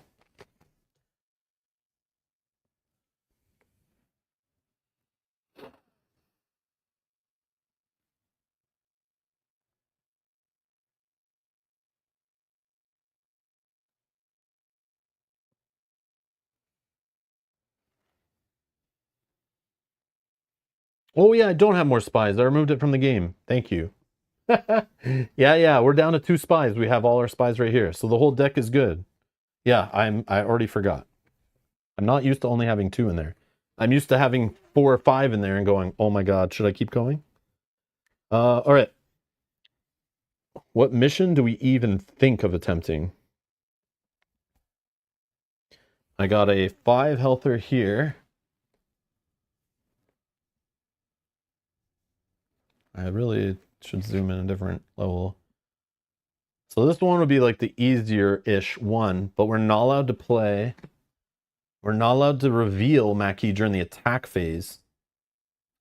So if we were to play her, we would play her during the plan phase to attack for 2, let's say, and we wouldn't get this ability, you know? So it's like, I mean, we probably still play her hidden because she still gives us 2, but, you know, like, it kind of restricts what you can do. But this is worth 3 victory points. And it's only 4. It's our most likely to pass. 3 enemies only, right? I mean, how many guards are in the game? That's the real question. I bet there's at least 4, and probably one of them's like a 4 health or something that we haven't seen yet. So that could be really a problem. We have no way to flip the enemies, which is super annoying, unless we defeat this one. It's a 5 with 4 enemies.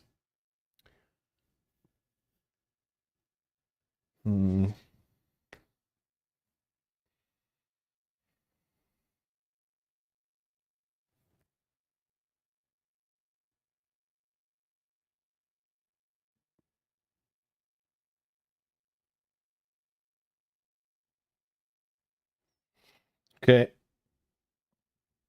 Let's do this. We're going to play this guy revealed for 3. And we're going to do his plan ability. Discard a Maquis from your hand. We're going to discard Abel. Since if we're going after this one, we can't even do that ability. Because they're both attack abilities. Whoops, you can't see. They're both attack abilities. So we'll discard this guy with this guy's plan ability. To draw 2 cards from the hidden deck. And we don't have to go with this one. Maybe we can go out one of these. But we'll see what we get, right?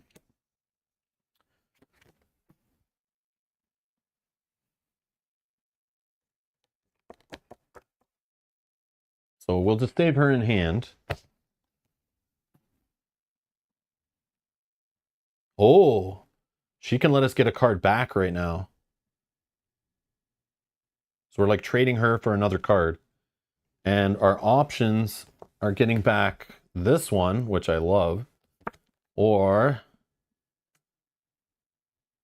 I mean, this ignoring a mission effect could be pretty huge too later, but we don't know like if we need that later. So it's like an unknown. But the cool part is we can do this in the plan phase right now and avoid this whole thing blocking us. Yeah, I think we do that. Let's go this here. Choose a card from the reveal pile and place it in your hand. I'm going to take back this one. I'll hold it in hand for now, although we can't play them revealed anyway. Yeah, we can't do the attack values anyway, so I think I just play these over here.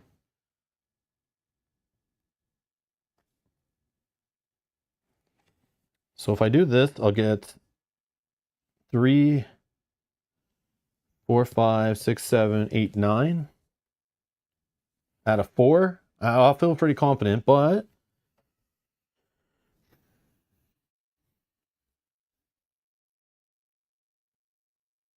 oh yeah, I could ignore this ability with this girl to stop adding a spy card to my hidden pile.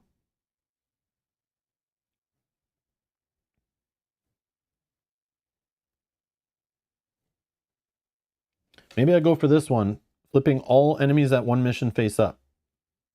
It's worth 5. If we go here with 9, we should be able to deal with stuff. But I am kind of set up for this one, though. And this one could hurt us even worse later. And it's worth 3 victory points. Yeah, we're going to go for the steel supplies. And I've played all my cards, so... Oh, double counter gorillas.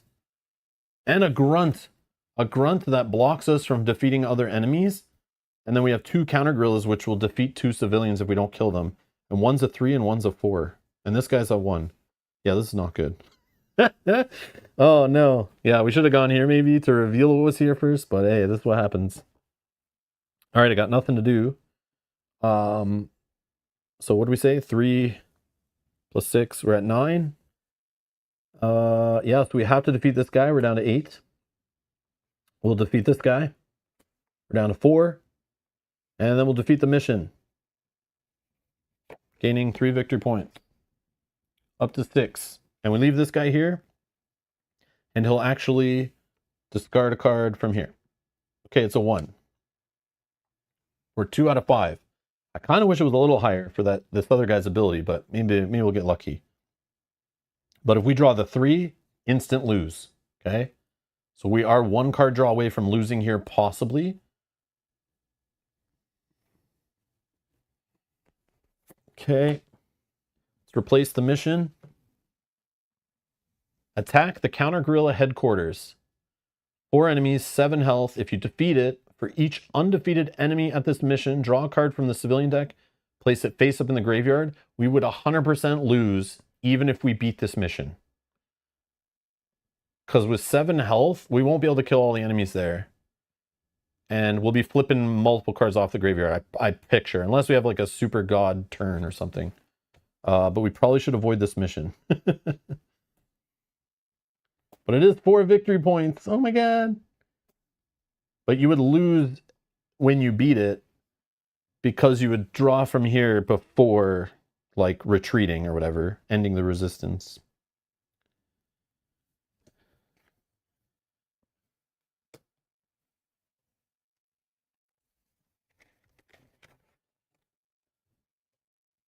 Yeah, we're going to keep going. We're at 6. No failed missions yet.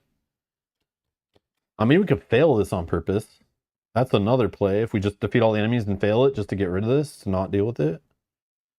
And then we just have 1 defeated. That's like fine. Maybe. I don't know.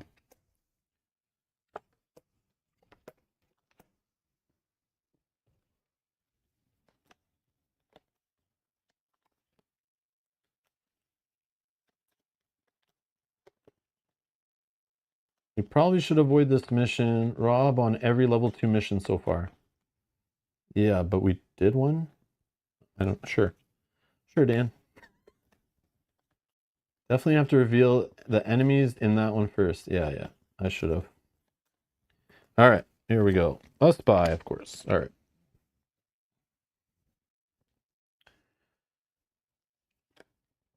Just, let's see if we can do like this. Yeah. So here's our 4 cards. So we have a 0 and a 3. Discard 1 enemy from the mission if we play this guy in the attack. Or flip all enemies at 1 mission face up. Probably should do this at some point. Like maybe now. This guy is a 2. Or we can reduce the defensive guys, so he's probably just a 2. But after we see the enemies, we could use this guy to our advantage big time. Here we have a 1 or a 1, but this is the one that gets better based on revealed Maquis. Or we can discard all counter guerrillas. Anyone know how many counter guerrillas there are? I see 3 here already. There's 3 here. There could be some still in the deck. Could be some in the, anywhere here. We have no idea, right? So we could have this in our back pocket maybe. And this one is copy the hidden action on a hidden Maquis in play this phase.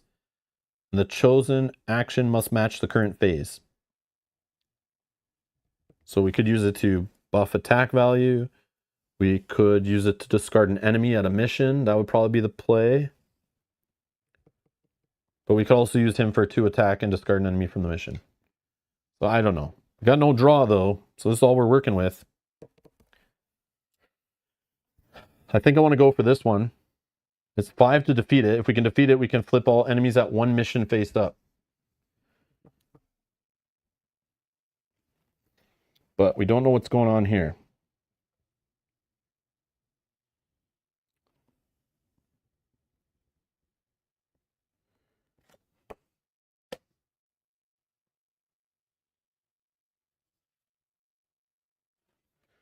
Play this guy hidden, this guy hidden, this guy hidden, this guy here. This would be 1, 2, 3, 4, 5, 6, and we get to discard 1 from the mission. Okay, that could be a play.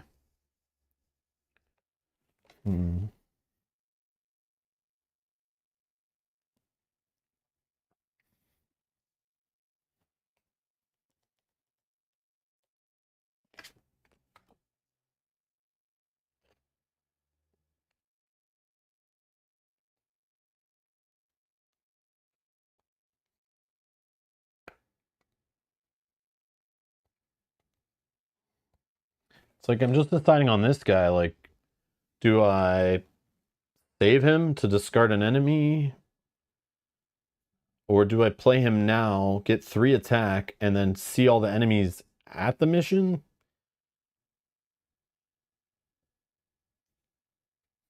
Dan says, Adolfo plus Emilio seems like a nice combo you got again. Adolfo is this guy, and Emilio is this guy. And before I did it to have them combo and discard enemies, right? But I have to play them in the attack phase after they all flip. So that could be good. I can wait on that to then decide whether I need their attack value either way. Yeah, maybe I just YOLO. All right, I'm not playing anything then. We'll just choose this one. Flipping the enemies. Let's see how bad it gets. Okay, we do have a counter gorilla. Son of a, it's a 2. Okay. We have a radio operator, which will add more enemies to all other missions. Ugh. We have a spy master that wants to add another spy to our deck, basically. But we do have the juicy jailer who will let us draw a card from the recruit deck. So we add a good card if we can defeat this guy. But we don't have a lot of attack happening. So we're probably going to have to let a lot of these things happen, unfortunately. But we have ways of killing enemies, and we just need 5 to defeat it. Nobody's blocking us from doing 5 damage to the mission, right? So now we're in the attack phase. So we could play this guy here. How do we get our 5? Yeah, I think I play... Yeah, this is the problem. I need to play somebody revealed to get 5 damage, right? So let's think here. So I probably play this guy for his 2 over here. I could reduce their defense, all of them, so they're 1 less health each.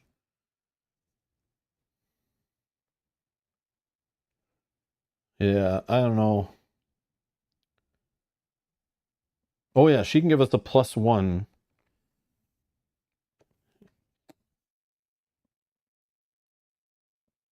Okay, let's play him over here. He'll discard an enemy from the mission. I need to probably get rid of the counter gorilla, or do I gamble on it again? Let's get rid of the counter gorilla. Yeah. But then again, it makes our guy more powerful. Like, what are the odds we're drawing the 3, right?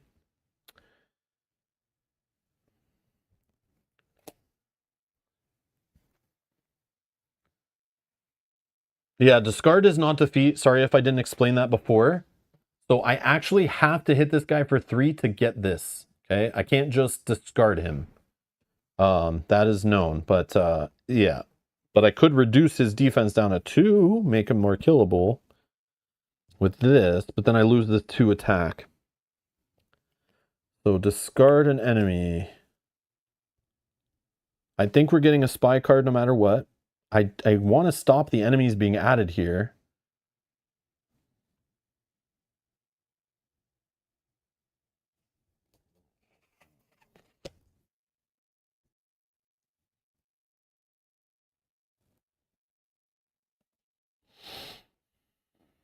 So let's discard with this. We'll discard with this. So we get rid of radio operator and counter gorilla, I think. I just was trying to get rid of the spy master also, but I think we're getting a spy card back. Okay, so now we're at 4.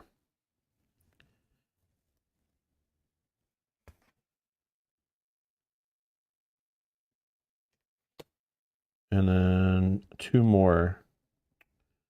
I need, what, 8 here? Could I get the 8?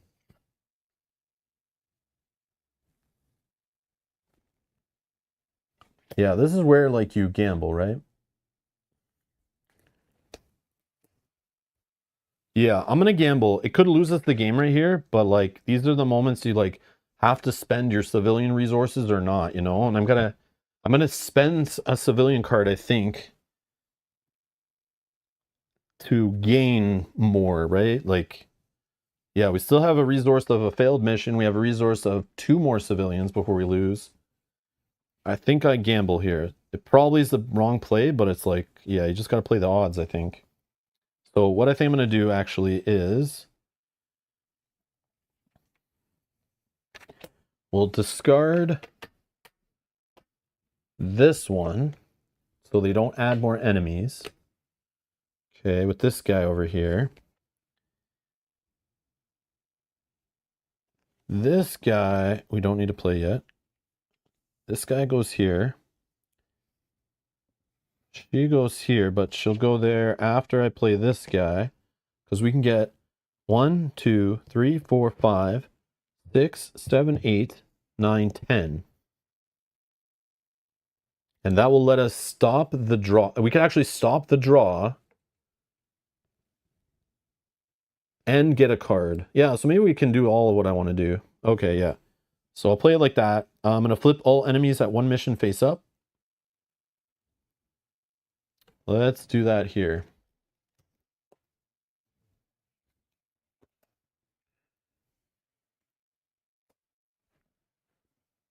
So we have 3 grunts, which literally don't let you attack other enemies. And we have a guard that's blocking the mission. And, and a military guy that wants to kill Hidden Maquis. What the hell is that? Like, we have a guard that you need to kill before the mission, but you got to get through 3 grunts, which are 5 health, to even kill the guard to then hit the mission. So it's kind of like 6, 7, 8, 9, 10, 11, 12, 13 you need here to like even defeat the mission. But, oh yeah, we can't even kill this guy. If we could kill this guy, we can fail this on purpose,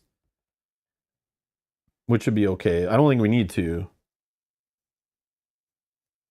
Just to add these guys to the discard pile to dilute all the counter gorillas, you know, maybe? I don't know. But then you don't want these guys with counter gorillas, so I don't know. And we don't need more guards there. So we could just leave this guard like locked here. I wish there was a couple counter gorillas in here that we could just leave there, right? Okay. So now let's deal our attack, which is 1, 2, 3, 4, 5, 6, 7, 8, 9, 10. And we said we'll do 5 here, which will flip all enemies at 1 mission face up. So we're at 7.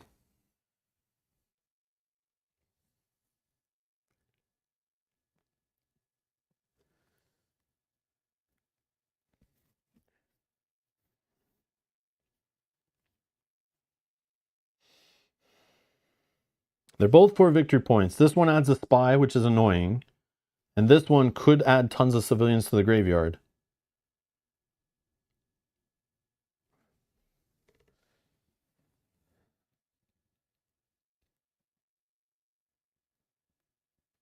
Probably...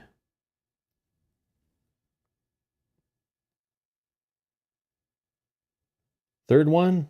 Chaco, yeah? Okay. I know, it's like, do I want to know where I might go, or do I want to know where I shouldn't go, you know? Oh, there's 2 counter gorillas.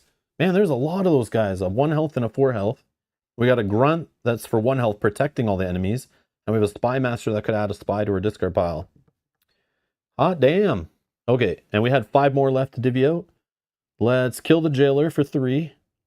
Draw a card from the recruit deck and place it in the hidden discard pile. So we know it's our little buddy here. We finally get Antonio. Goes to the discard pile. And now we could gamble, like I was saying. We could stop a spy card from entering the game, or stop a civilian draw.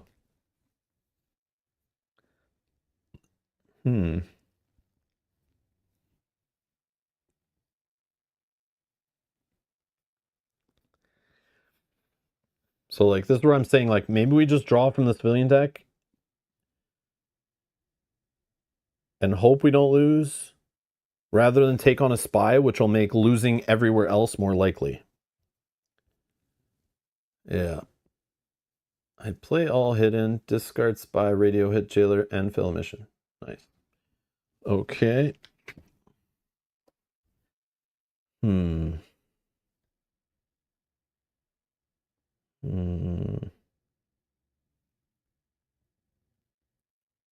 Game over or spy? The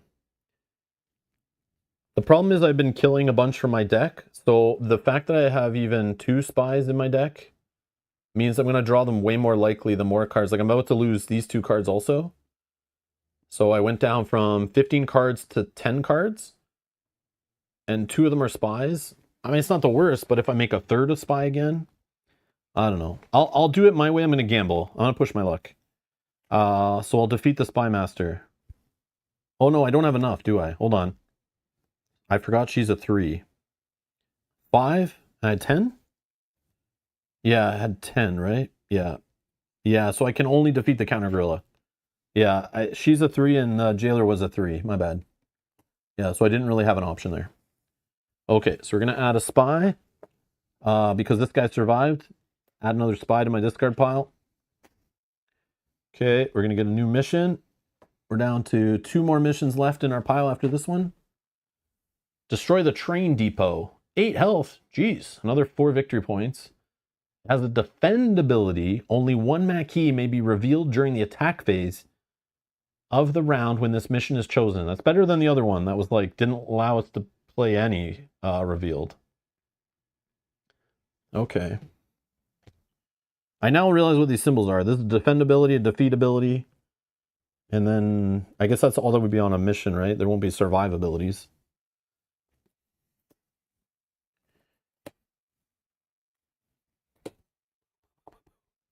Dan, have you played this game a lot? Dan Stepanov in the chat. Is this like a game you play a lot, or you're just like strategizing on the fly with all the good plays?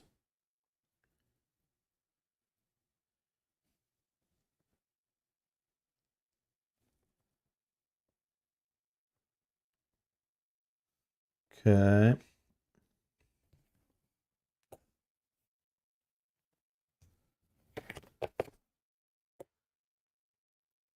We're at 7 points. We keep going, right? We haven't failed a mission. We can't draw 5 spies. We only have 2 civilians dead. Let's keep it going, right? All right, we got a spy. I mean, it's even if you just think you're gonna draw like mostly spies, would still suck. But we only drew 1, so we're good because we had 2 in our discard pile now, right?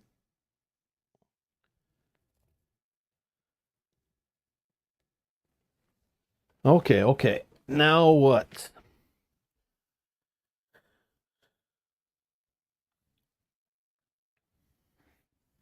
The first time I see it, now I am. Rob made me buy another 1 mood almost. I just bought ISS Vanguard a few hours ago, so not committing for now. Oh, okay, okay.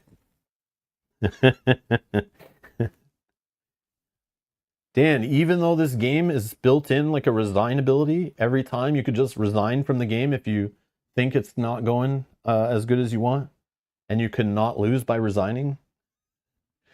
Right? It's like Arkham Horror, right? Cool, cool. Yeah, ISS Vanguard, yeah. That's a little on the other end of the scale from this game, but I get what you're saying. Okay. All right.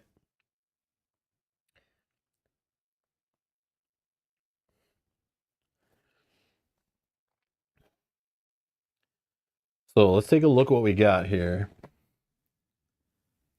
Discard 1 enemy from this mission and gain attack value equal to its defense value. That could be pretty huge here, because we could discard a counter gorilla. That could give us 4 attack. We still need to get through this grunt, but he's only a 1. This guy's only a 1. So this is only like 2 extra. This guy adds a spy, but he's only 2 also.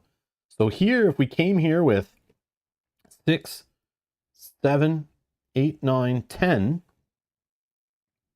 we like clean it up and a discard. And she would give us 4 already. So we might use her ability to reveal or whatever, right? What else we got? Draw 2 cards from the deck. If we need to draw more cards. Could be spies, though. We have a chance of drawing into spies, so it's like not as good as it could be. But she still gives us 2, so that would be 6 if we play her hidden. We got Ramona here. That could be played for 2 more, putting us to 8. To mess with the recruit deck, or we attack to draw a recruit. Oh yeah, we got her back, so we can get that other guy off the top, who was like a 4 attack that we can use to like crush a mission maybe. Now her time to be revealed? Maybe.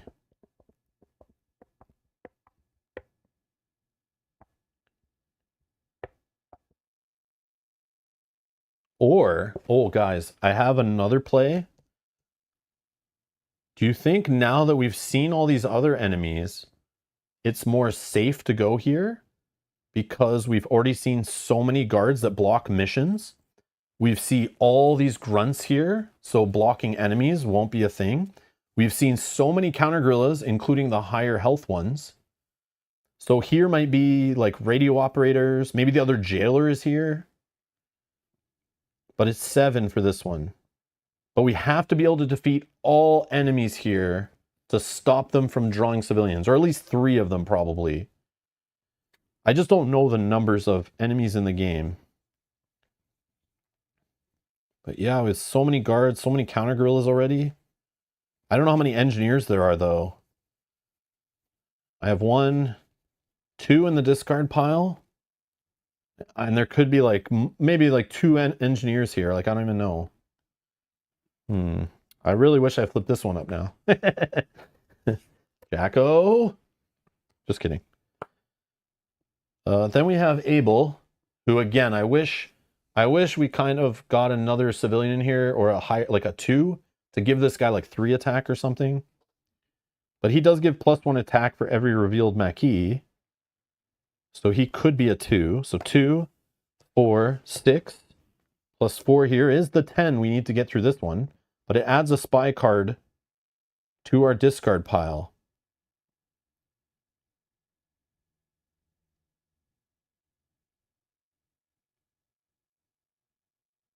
And the other problem I see too is, if we do defeat this one, we add so many counter guerrillas to the enemy discard pile. We have 1 enemy left. So the next mission will be made of cards from here. So we could get like a pretty bad little draw on a mission, you know? But we're at 7. There's 2 4s here. Oh, there's another 4 here technically too. Oh yeah, we have this one. Problem is, this is like bad for my deck. I have so many attack abilities that this is a really bad one for like the deck we have built, or that we have currently even in front of us. All of them are like this. They're all good attack abilities. So I'm looking at these 2 4s as possibly our win, right? 8 + 7 would be the 15 we need. So if we can just defeat these 2, maybe. You want to hit hidden to get second jailer shuffled in the enemy deck. If it's there, the jailer could be here, the jailer could be here. We don't even know. I'm just saying, I'm like kind of like talking out loud of like what could be hiding under here. I'm always wrong though. I'm always wrong. I don't know the game well enough, but I'm just guessing like. Okay. We're going to go here. But we're not going yet.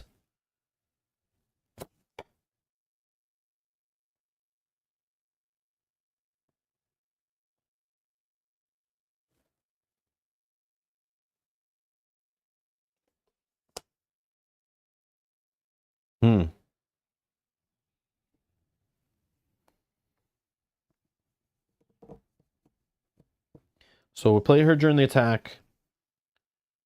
Maybe. Oh,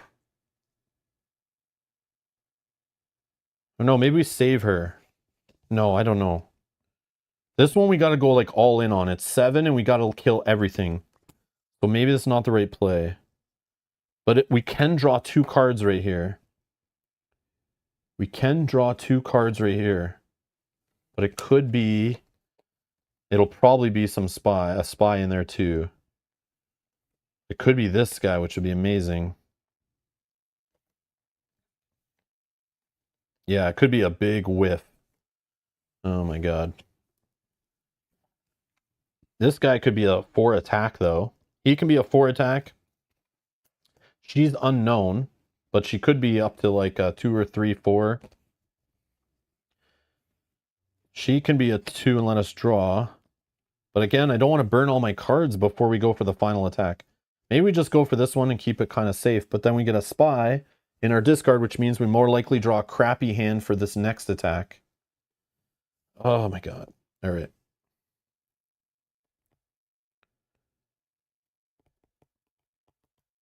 Yeah, I kind of wish I took back the one card in here that let us ignore this defeat value, so we wouldn't have to take a spy card.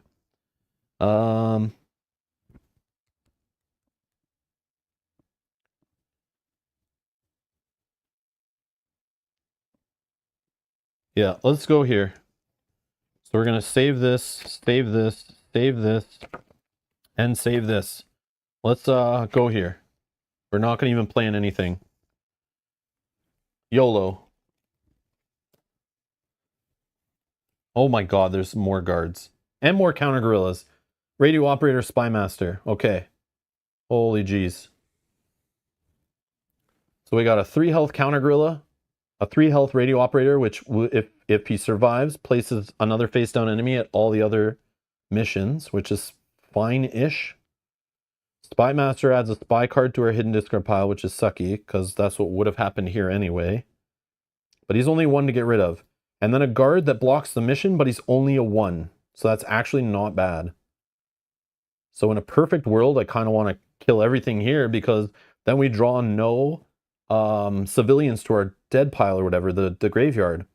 So we want to kill them all anyway, and their health values aren't actually that broken. And the girl that lets us defeat one, and she gets to take their value. We can defeat like one of these 3s, and she becomes a 3. So that helps too, right? Yeah, maybe we do this. Okay. Okay, it's not as bad as I thought, I think.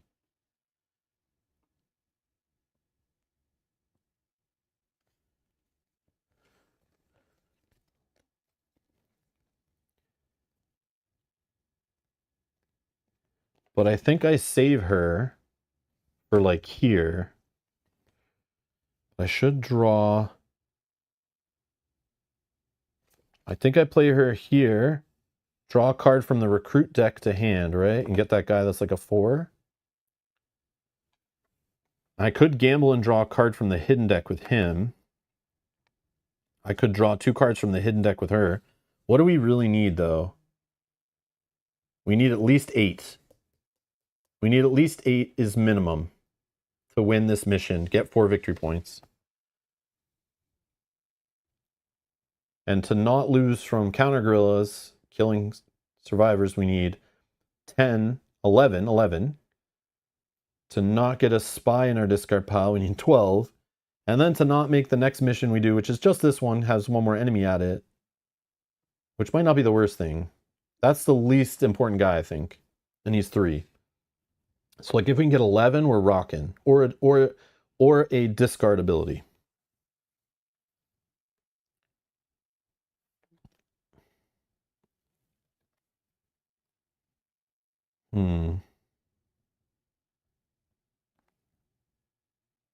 Could just pop this guy for his 4. 2. And this guy could play for 1 here. And he'll get +2. Is that enough? 3, 4, 5, 6, 7, 8, 9. +4 is 13. So it might be overkill. If we move this guy over here, he could actually let us draw a card. But again, we'd shuffle it up and it could be a spy and be useless. But at least it gives us 1. But then this guy goes down to a 2. So this would be 4, 5, 6, 7, 8, 9.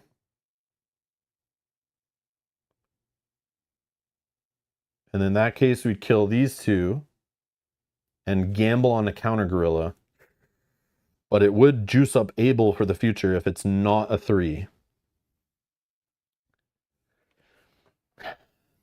Again, we could gamble, and I think we do, honestly. Yep. I'm going to do this. So I'm going to draw 1 card from the hidden deck.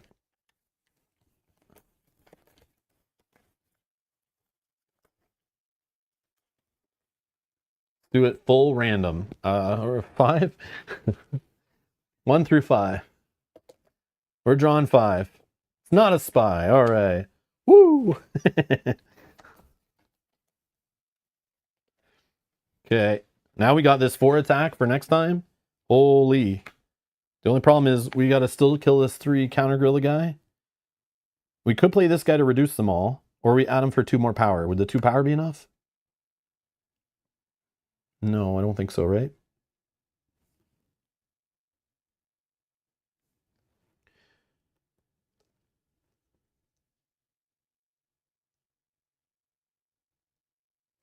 I have one question. When you play the card, like, does this guy's ability keep getting bigger if I play cards revealed after? Or does this only happen when I play him and he only cares about revealed Maquis when I play him? That I don't know how this game works with those kind of abilities. It probably cares, but then, like, if I play this guy after, does he increase now? Or because he wasn't there, he doesn't increase? That I don't know. That I don't know. And that changes things, though.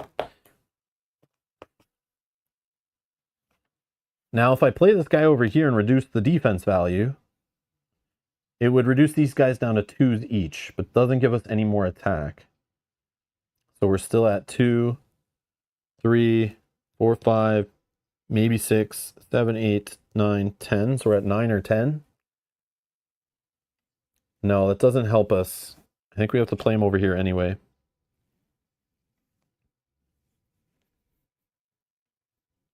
If you're smart, you play him last after all draws. Yeah, obviously I would. Like, I'm just playing it kind of loose, but yeah, you're right. Absolutely. And I would totally roll it back. That's like, I don't care that much, but I was just curious reading it, though. I'm sure nobody plays it that strict, though. Okay. Let's go. Let's gamble. Let's gamble. Okay, so we have 2, 3, 4, 5, 6, 7, 8, 9, 10, 11. So we have to do 1 here. We're down to 10. 7 here. 4 victory points.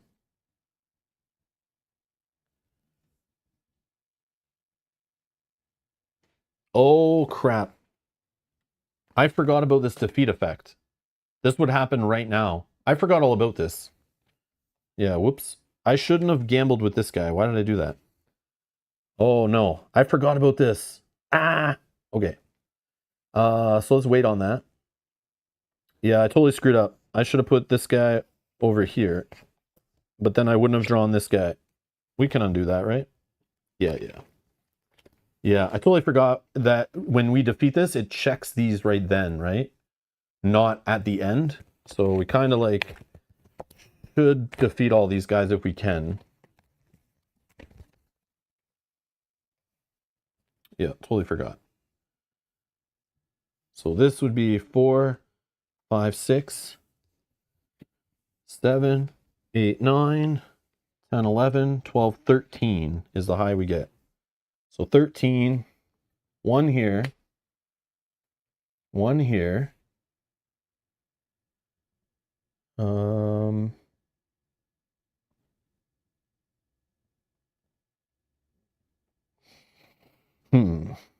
So we can do 5 up here. Well, we're getting rid of these 2. Then we're defeating this one, which will give us 4 more points. But when we defeat it, we have to discard because we have 1 enemy still alive here. Oh, it's the 3 we lose. Damn it.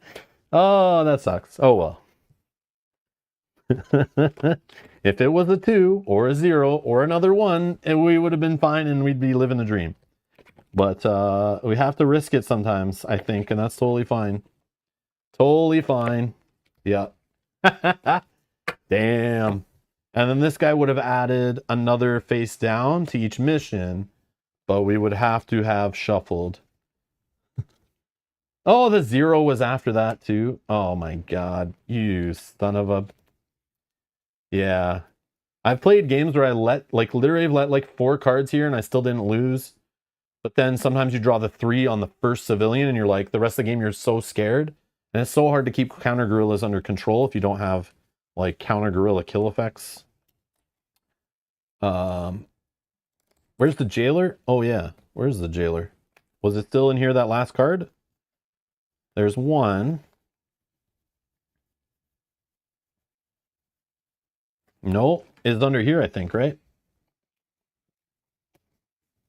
Another counter gorilla. Oh, there's the other jailer right there.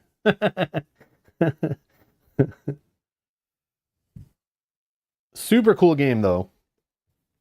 I think I'm ready for drafting, though. Like, now that I've played it like 4 times. Yeah. So we instant lose, so these victory points don't even count. We're at 0, we lose. But it's super fun that, like, if we didn't draw this, we could have decided to, like, end it with, like, 11. But, like, you know we would still push and try to get another 4. And our next mission... Oh, there's a 5? I did not know this. There's a 5. Attack the police station. And remember, there are ones that were removed from the game. So every time you play, you're going to see a different mix of missions, changing what happens and what to evaluate. I'm surprised we ever failed a mission there, which was interesting. Normally, I always have one fail pretty quickly, and I'm only working with 3 spots. But yeah, and that was the lowest amount of spies I've ever had in a game, actually. And I've had cards with more spy removal, but just getting to line up sometimes is super hard. Which again, drafting certain characters together would make that combo work better, right? Yeah, so different starting hand, or different starting deck, different starting hand, different enemy layout, different mission layout, different civilians, every time you play. So like you just have to try to see what the puzzle in front of you is and just make some educated guesses, play the stats, you know, take some risks, get a little luck on your side. But again, if you draft, can change it. Very cool game. Very cool game. I did hear that the re-implementation of this, somebody did tell me the Witchcraft is a little easier. It's not as like hardcore as this. But again, sometimes you want a solo game to be a little hardcore, to give you that replayability, to make it challenging. So you're like, you know, and it's only like, normally you'd play this in like, in what, like 30 minutes? I feel like there were always quick games when I wasn't playing on stream. What is it again? Yeah, 30 minutes it says. So like, even if you have like a bad setup, kind of, you get kind of screwed, it's like, you know, it's 30 minutes, man. And then there's the scenario book, which I've not played, so I can't really comment on. Anyone played this? Know if these are any good, or they're kind of just like more of the same? Oh, they have special rules. Different setup rules, different endgame rules. Okay. Oh, they do have a campaign. Oh, it's 3 scenarios in a linked campaign. I totally didn't even look at that before. Okay, that's kind of cool, actually.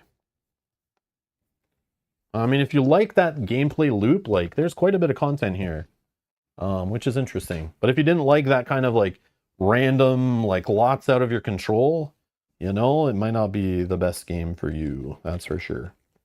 But I just accept it. When a game's only 30 minutes, doesn't take too long to set up and clean up, it's like, I'm okay with just getting, you know, slapped around a bunch as I try to figure out what the hell is going on and what are the possibilities, what are the combos, you know, how many guards could show up, you know, that kind of stuff. Because once you start knowing the numbers, you could definitely like make some like educated guesses, right?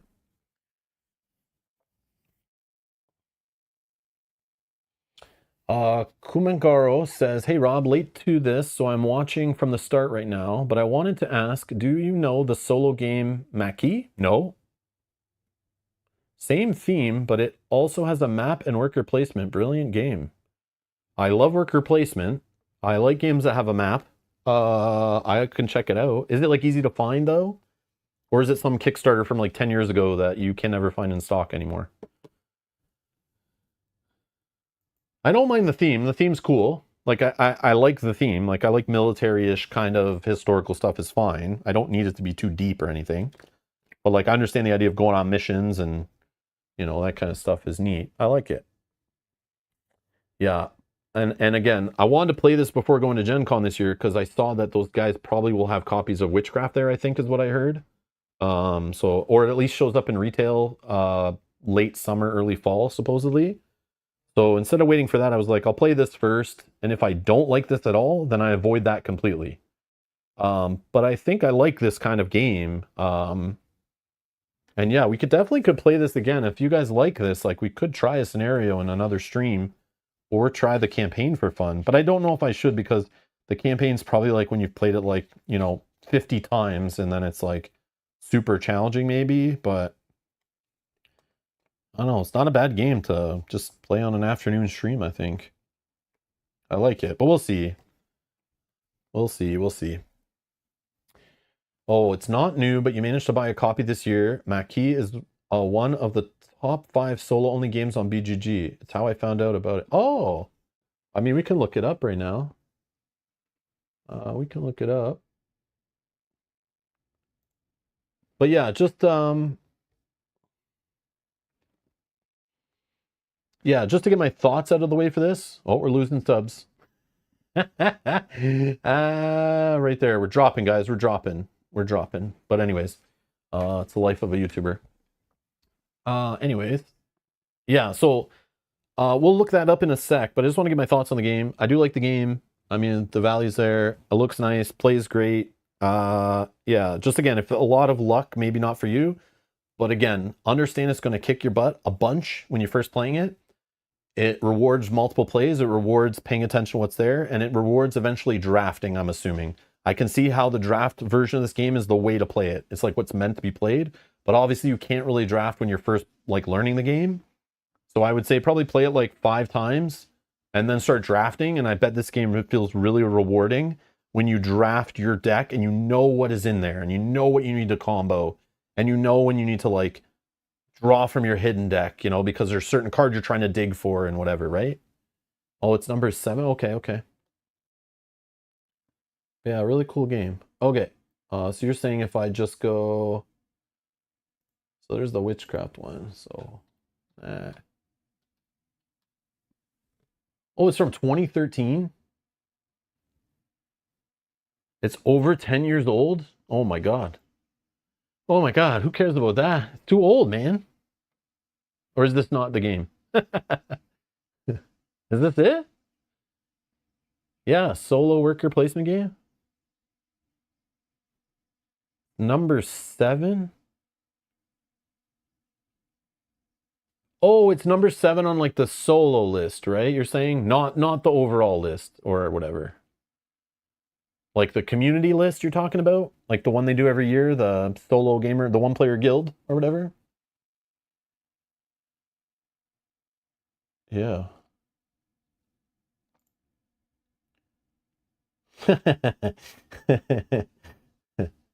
Cool. I mean I would try it, but like is like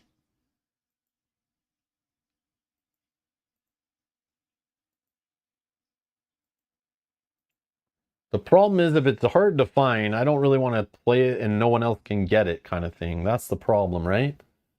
So if this game's like not out of print and you can only find used copies randomly, yeah, it'd be fun to play myself, but then to stream it and nobody can find it, that's not fun for me, right? To play things that nobody else can have, is not what I'm trying to do here. I'm trying to spread the love of the hobby, not show you the cool, rare games in my collection.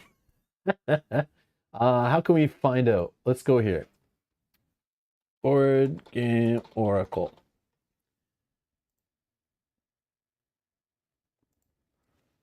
Maquis. This one.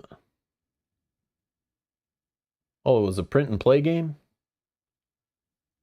No. So the fact there's only 3 stores in all of Canada that even have ever stocked it, and it's out of stock, means it's like, this is not an easy to find game. And let's check the US.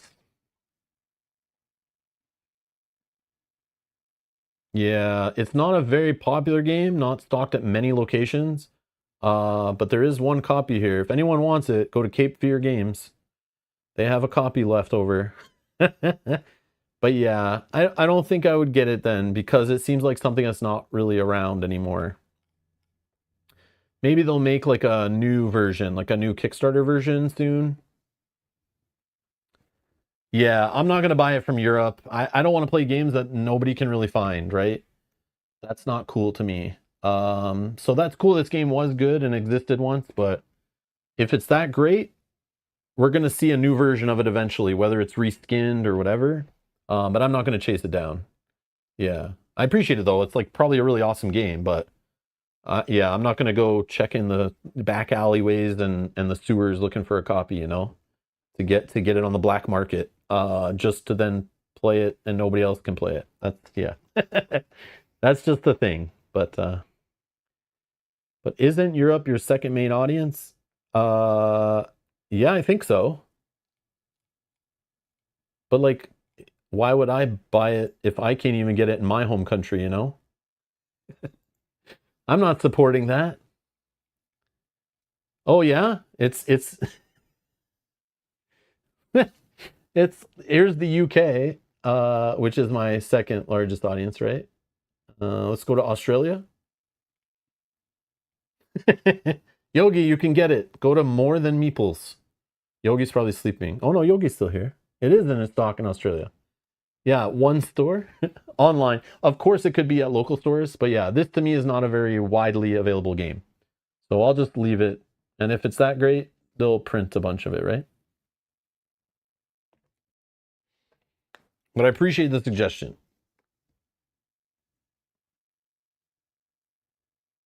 Yeah, we'll see. We'll see. Yoki just bought. Oh, yeah, Black Sonata. I've heard of that game, Nelson. I have heard of that game. That was a print and play also?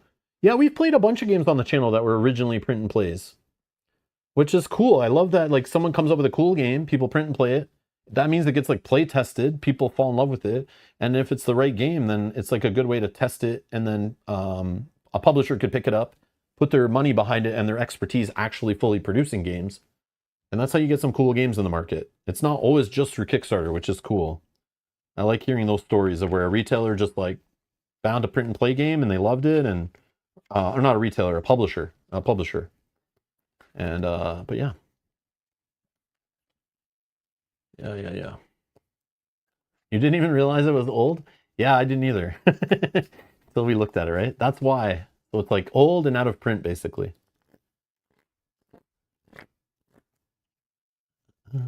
That's cool. That's cool. Oh, and I played 3 of the first 5. Final Girl, Falling Skies, and Legacy of You. Yeah, all are very cool. Yeah, I was kind of getting the hankering to play Falling Skies again. Remember how we never got the 100 likes on it in a month? And then I never played the campaign?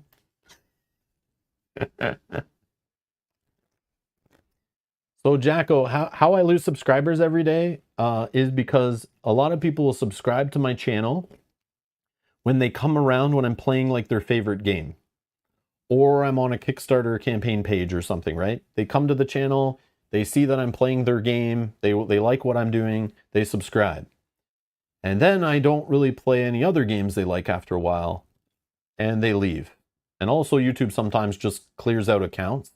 That's another thing where like, but that wouldn't be just one. So like, for example, I could have a fan that loves watching Zombicide on the channel, and we haven't played a new one in years.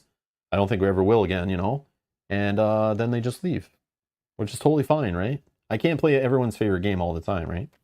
And that's totally fine. I do that for channels too. If I subscribe to a channel that's playing some lifestyle game I love, and I'll follow it, watch it, you know, consume the content.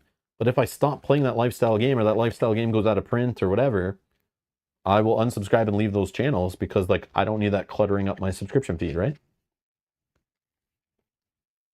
Oh, you assumed it was my sunny disposition? Yeah, maybe. Yeah, they could have subscribed watching me play their favorite game, and then they got to the end where then I said one bad thing about their favorite game, and then they rage unsubscribe. Screw you! This game is perfect! Never say anything bad about my game! You cannot have different tastes than me! How dare you! Meh. Meh. Your opinion's important. It's not. My opinion is not. Don't get mad. It's just my opinion. It means nothing. It means nothing. I just say stuff on the internet. Who the hell am I? I'm nobody. Relax. It's all fun and games. Until someone cries and screams.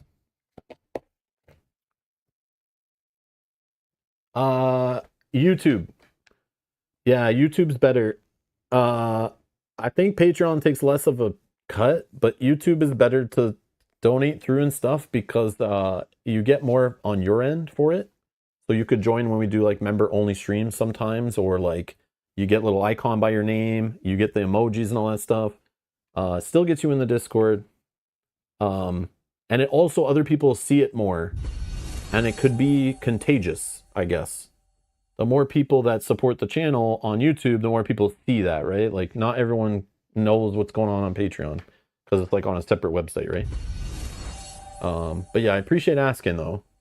But yeah, I prefer YouTube because like, yeah, that's where like, you know, it is like more integrated. So I prefer it, I think, but it's not all about like how much money I get from it. I think it's more like what helps growing the channel more is like really the way to think. But I do appreciate it. Thank you. And don't think just because you're going to become a member, I'm going to buy Mackie and play it, okay? So that's not a thing, all right? You can't buy my love. Lucas. Oh, okay. Yogi, thank you for gifting 5 memberships to the channel. Thank you so much. Thank you, thank you, thank you. Also, again, thanks again, Jacko, too, for dumping the memberships earlier. You guys are crazy. Yes, we are playing Arkham Horror, the living card game tomorrow. Yes, yes, yes.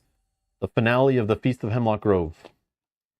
Yes, that is scheduled. You can set a reminder on that stream already. But yeah, if you're watching this, what are your thoughts on this game? Let me know in the comments below if you're watching later. You know, how did you find it? I can see this game probably being polarizing, right? Any game that's like high difficulty can sometimes leave a bad first impression. Which I'll be honest, after the first play, I was feeling a little bit like this game was kind of like Friday. If anyone's played that solo game, I had the same initial impression of that. But then I knew more people love this game, and I was like, no, there's got to be more here. Jacko wouldn't tell me that this game is awesome if it was like Friday. And but I can see the similarities though. But after a couple more plays, this game is definitely I see why it's beloved. I already knew Resist. I was pleasantly surprised to see you play it. Yeah, very nice. Yeah, I like these solo only games. They're fine. They're good to play, you know, in a little daytime stream or whatever. But yeah, it's definitely a meaty one. I like it. Anyways, hope you guys enjoy the rest of your Friday. Enjoy the rest of your weekend. We'll be back again playing Arkham Horror tomorrow. Again, for the solo only players, the solo only enjoyers, stay tuned. We got some 20 strong Tanglewoods coming up. I received my copy, so we should be able to mess with it on stream at some point in the next week or two. I don't know when I should play it, but I know they have a campaign coming. So yeah, stay tuned for that. I really enjoy the 20 Strong series. If you want to see my other playthroughs of that, just check the playlist section or just Google Rob's Gaming Table 20 Strong. If you like this game, you might like that too, if you've never heard of it. But yeah. Anyways, thank you all for watching. Thanks for the support, Yogi, Jacko. Thank you again. Thank you so much for being so generous. And thank you to all these people for being awesome and supporting the channel. Thank you to all 38 of you who've clicked the like button at this point. Jesus. Thank you. Thank you. Oh, campaign's in 11 days or something. Okay, so I should probably play the game within the next 11 days. That's what you're saying? Well, I guess I could play it like during the campaign too, right? To bring awareness. But I definitely have to play it off stream a bunch first. But yeah. Supposedly it's pretty different. Supposedly it's pretty different, which I'm looking forward to trying it because it's different. Looks a little more advanced, but I could be wrong. Anyways, thank you all for watching. Enjoy the rest of your day, and I'll see you in the next stream. Bye-bye.